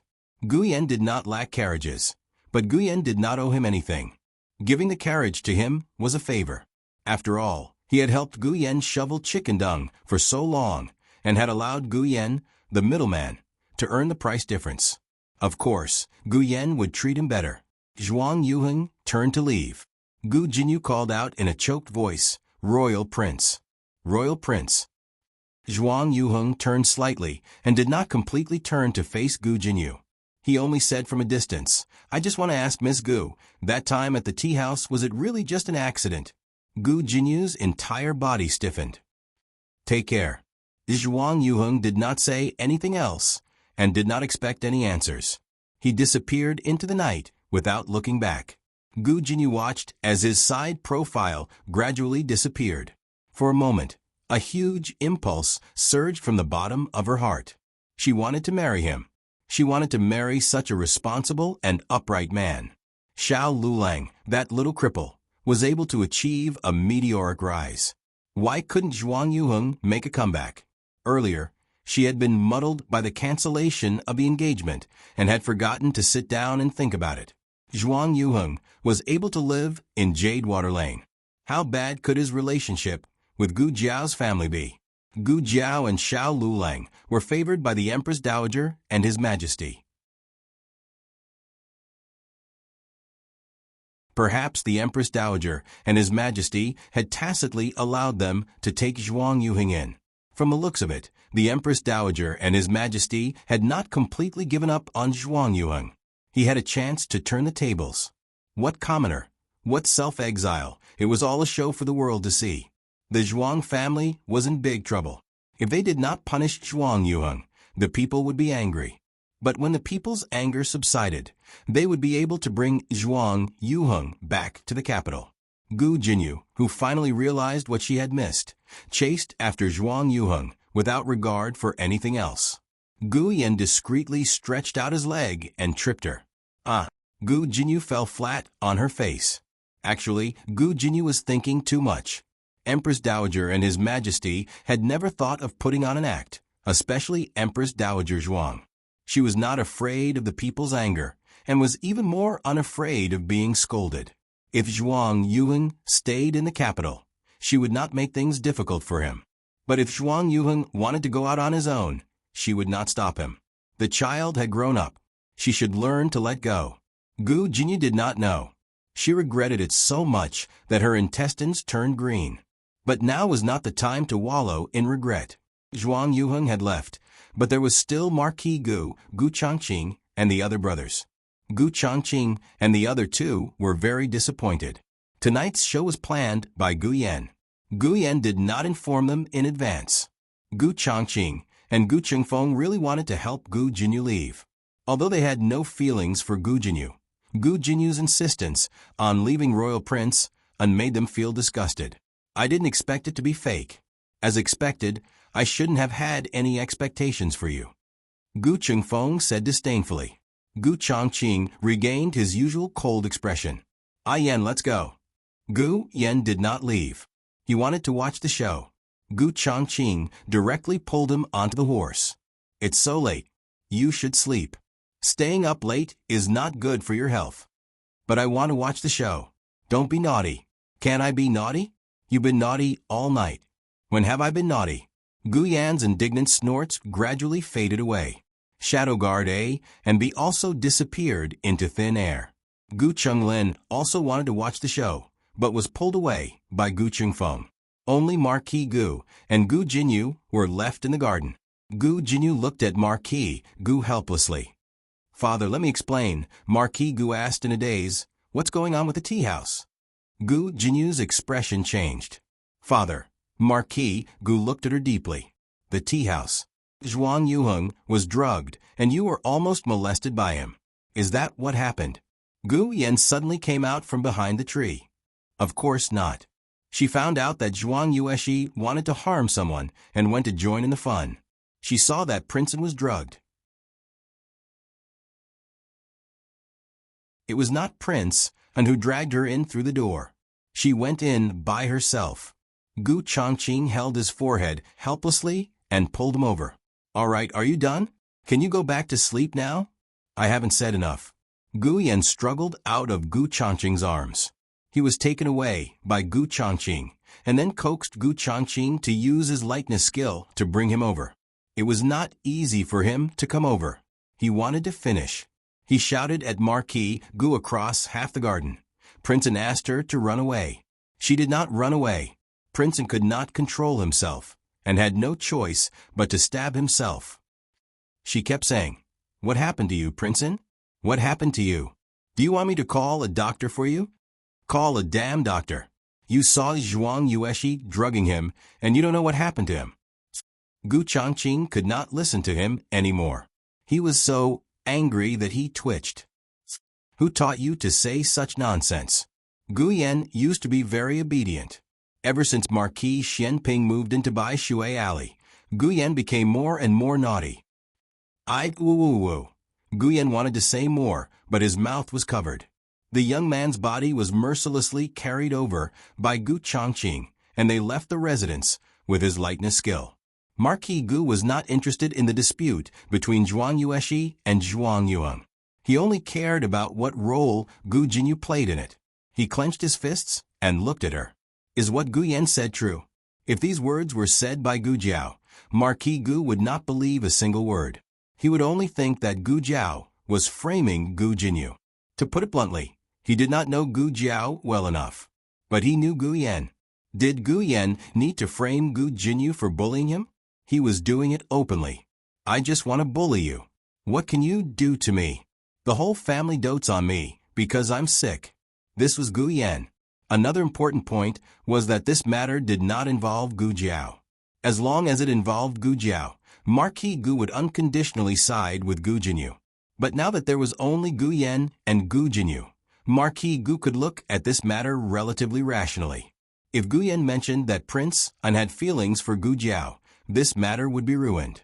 Gu Jinyu opened her mouth. Father, if Gu Jinyu was only unwilling to go to the border to suffer and at the same time wanted to gain a good reputation, it could still be treated as a little girl's vanity. But she took advantage of the situation to plot against Prince and to marry her. This was very distressing. Marquis Gu turned around in disappointment and clutched his chest. His heart was in so much pain. Digression, looking for a 5-star review. Starry-eyed, the latest chapter of this book is not finished yet. For more exciting content, please scan the QR code below to download the app. The novel is more complete and updated faster. Millions of novels are free to read. There are all the novels that you can't find online. https://www.zhpqg.com/89642_89642826/1081534337. HTML Genius. Memorize the website address in 1 second. www.zhpqg.com Bikugo mobile reading website. zhpqg.com.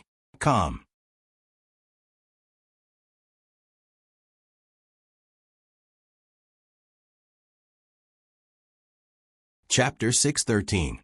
The latest chapter of this book is not finished yet. For more exciting content, please scan the QR code below to download the app. Novels are updated at a faster rate. Millions of novels can be read for free. Novels with connotations that cannot be found online are all available here. After Gu Chongqing brought Gu Yan out of the residence, he rode on a horse to send Gu Yan back to Jade Water Alley. The two of them rode on the same horse with Gu Yan in front. The 16-year-old youth's body could not block Gu Chongqing's line of sight. Gu Chongqing held the reins tightly with both hands and encircled him in his arms. Gu Yan's excitement had worn off, and he was really a little sleepy now. His thin and weak body leaned against Gu Chongqing's firm chest, and his little head started to peck at the rice like a chicken. Gu Chongqing was both angry and amused. He freed an arm to hold his thin waist. "Are you sleepy now?" Gu Yan groaned in a daze and immediately sat up straight. He widened his eyes and said very clearly, "I'm not sleepy." Gu Chongqing saw through him, but did not expose him. He smiled and asked again, "How did you know about those things?" Gu Yan said proudly, "I investigated. I'm so smart."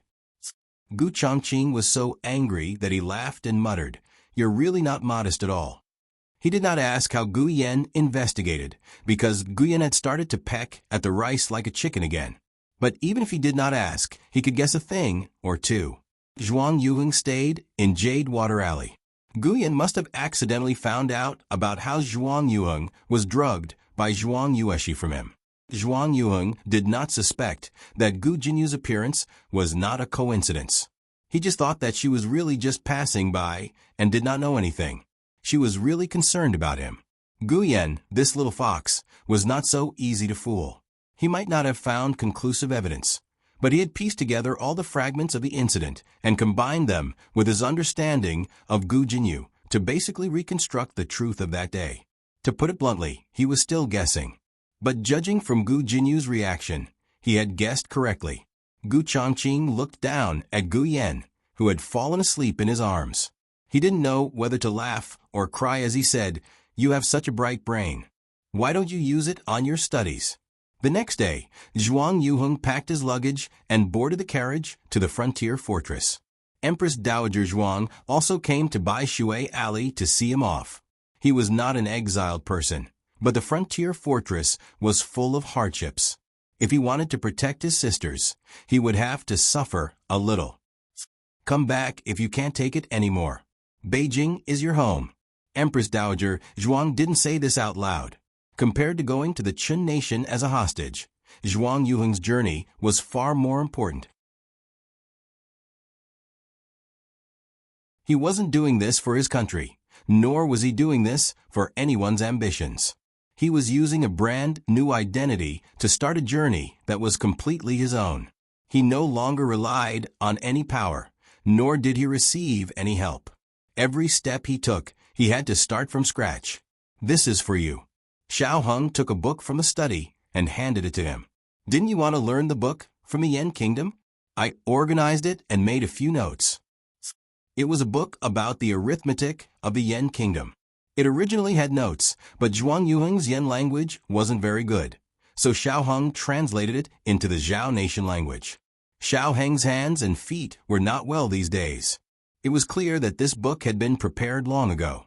Zhuang Yuheng took the book and said to Xiao Heng in the wheelchair, "If you can start from scratch, so can I." He knew Xiao Heng's identity. Strictly speaking, Xiao Heng's matter had motivated him. Since someone had done it, it meant that this path was feasible. Xiao Hong was only 14 years old when the accident happened. If 14-year-old Xiao Hong could do it, why couldn't he?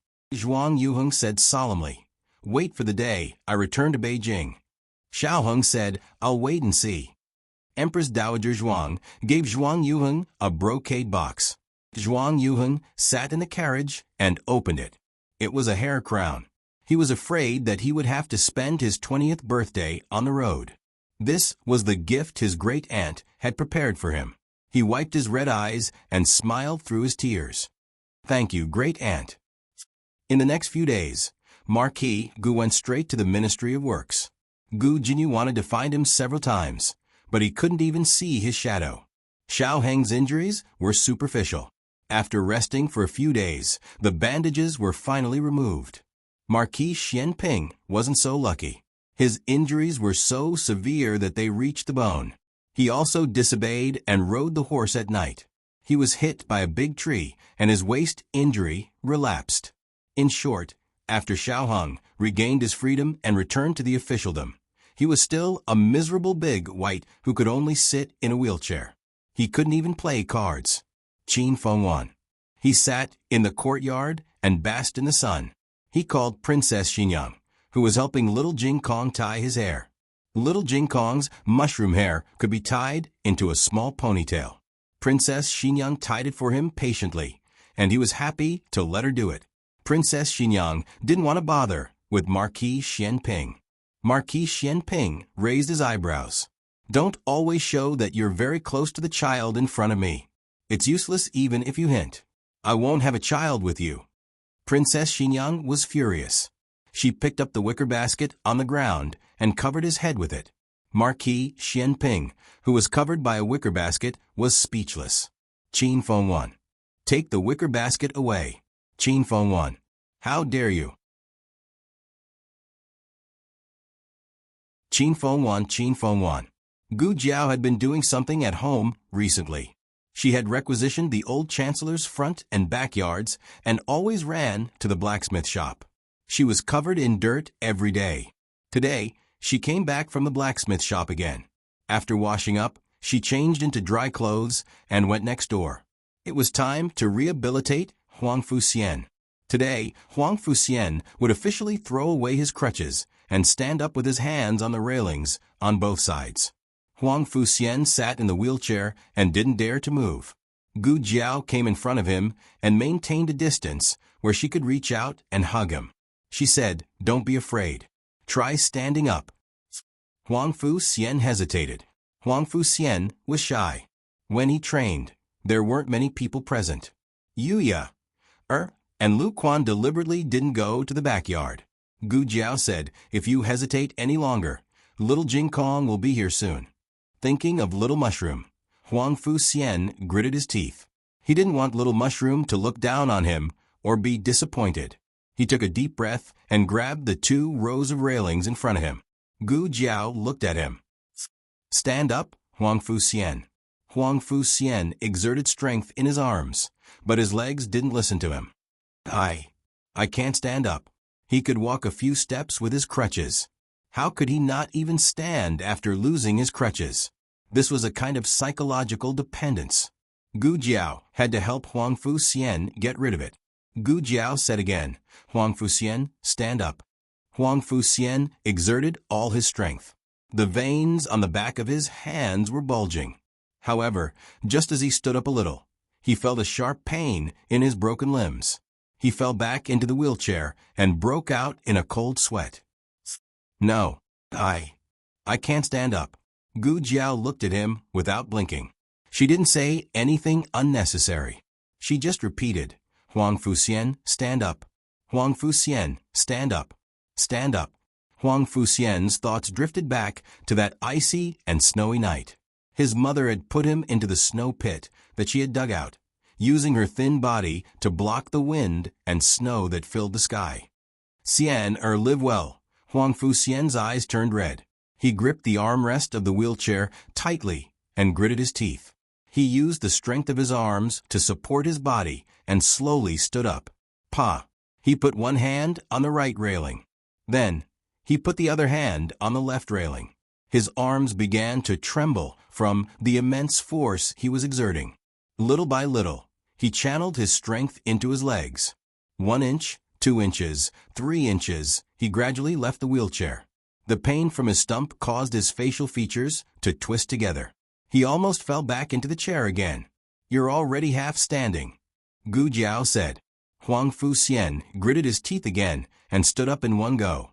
The sharp pain in his receiving cavity almost killed Huang Fuxian. His back was soaked in cold sweat, but he did stand up. "Very good," Gu Jiao said calmly.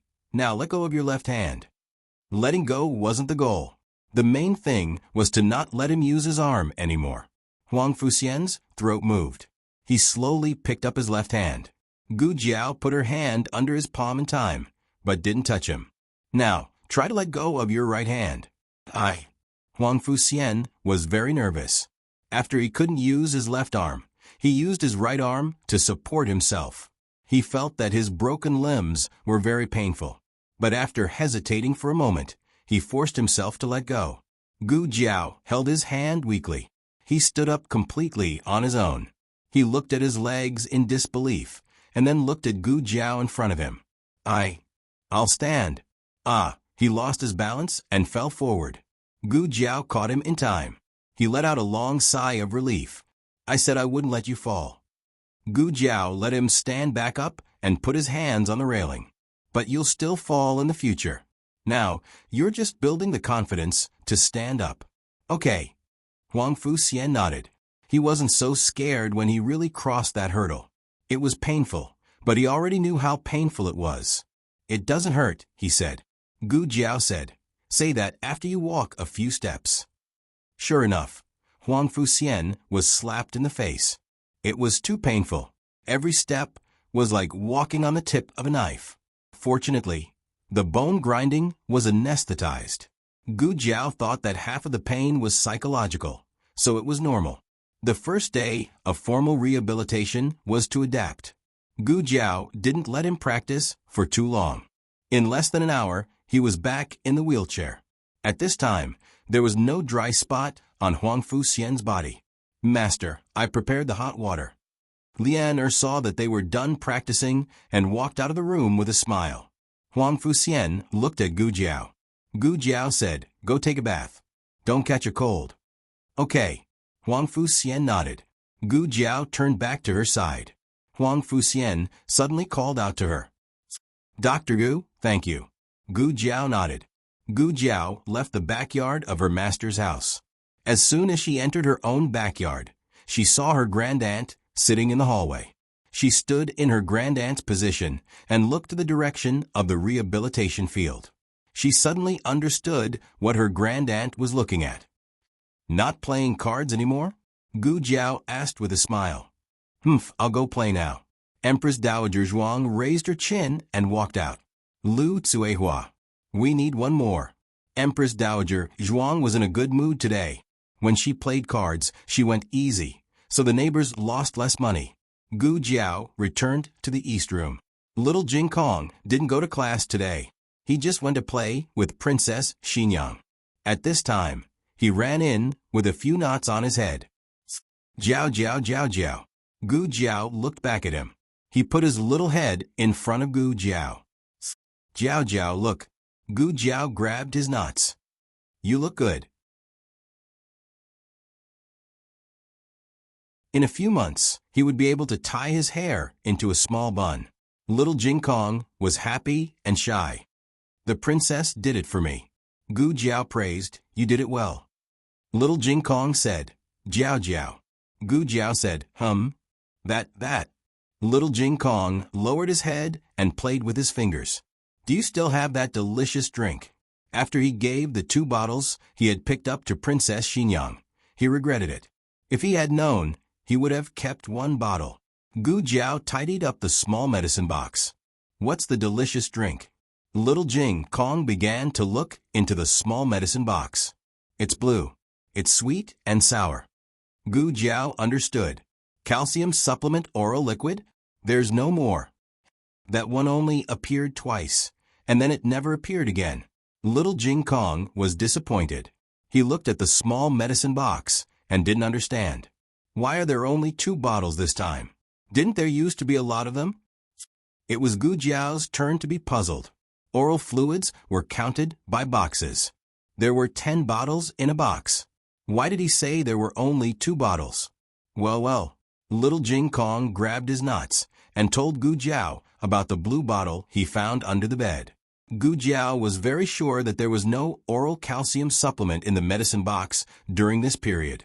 But if there was a blue liquid, then it could only be psychedelic one. Gu Jiao asked little Jing Kong about the specific day he found it. Little Jing Kong said it was the day he sent the baby away. Gu Jiao paused. Did you send him to Princess Xinyang or back to his parents? Little Jing Kong said, his parents. His parents came to look for the baby. That was the day psychedelic one appeared. Did she accidentally drop 2 bottles on the ground when she put the medicine back? Gu Jiao closed the medicine box. Where did you put the medicine? He definitely didn't drink it. Otherwise, little Jing Kong wouldn't be standing there in one piece. Little Jing Kong said, the princess was very sad that day. I wanted to comfort her, so I gave it to her. Gu Jiao felt like she was shot in the heart by an arrow. Wait, Princess Xinyang probably didn't drink it. Otherwise, she would have been in trouble. Little Jing Kong swallowed his saliva. Jiao Jiao, do you have more? I want to drink it. Gu Jiao rubbed his little head. No. If I have more in the future, I'll keep it for you. Okay. Little Jing Kong was an obedient child. Since Gu Jiao said there wasn't any for now, he could wait until later. By the way, where's the princess? She left. Gu Jiao looked at the medicine box on the table, which was becoming more and more naughty. She resisted the urge to punch it and said to little Jing Kong, I'm going out for a while. I'll be back soon. Little Jing Kong responded cutely. Okay, Jiao Jiao. Although several days had passed and nothing happened, the medicine was a time bomb. If you didn't know about it, she would take it back immediately. Gu Jiao didn't even sit in the carriage. She rode directly to Zhuke Avenue. Yujin was watering the flowers in the front yard. When she saw Gu Jiao get off the horse at the door, her eyes lit up. Jiao Jiao, you're here. Aunt Yujin. Gu Jiao handed the reins to the maid at the door and walked into the yard. Is the princess here? The princess went to the cloth store. Yujin wanted to go with her, but she fell when she entered the door. Princess Xinyang told her to rest at home. Gu Jiao asked, Aunt Yujin, do you know that the princess brought back 2 bottles of blue medicine? Yujin looked at Gu Jiao strangely. Yes, I know. What's wrong? Gu Jiao paused. She didn't say that it was an aphrodisiac. She only said, there's something wrong with the medicine. Can you give it to me first? The princess gave it to me, Yujin said with a complicated expression. But I gave it to the Marquis.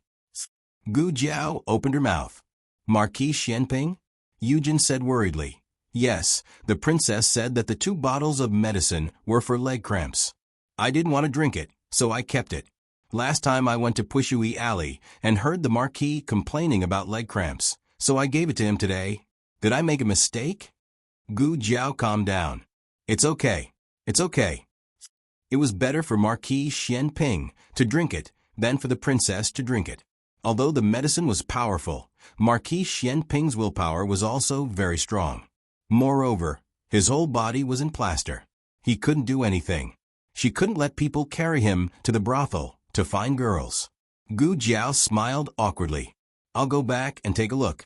Yujin was stunned. Okay. It was an emergency. Yujin didn't have time to ask Gu Jiao what was wrong with the medicine. Gu Jiao rushed back to Pushui Alley. The first thing she did was to find Marquis Xianping, who was sunbathing in the backyard. Gu Jiao walked over and asked breathlessly, Marquis, did you drink the medicine Yujin gave you? Marquis Xianping glanced at her and said, I didn't drink it. Gu Jiao secretly sighed in relief.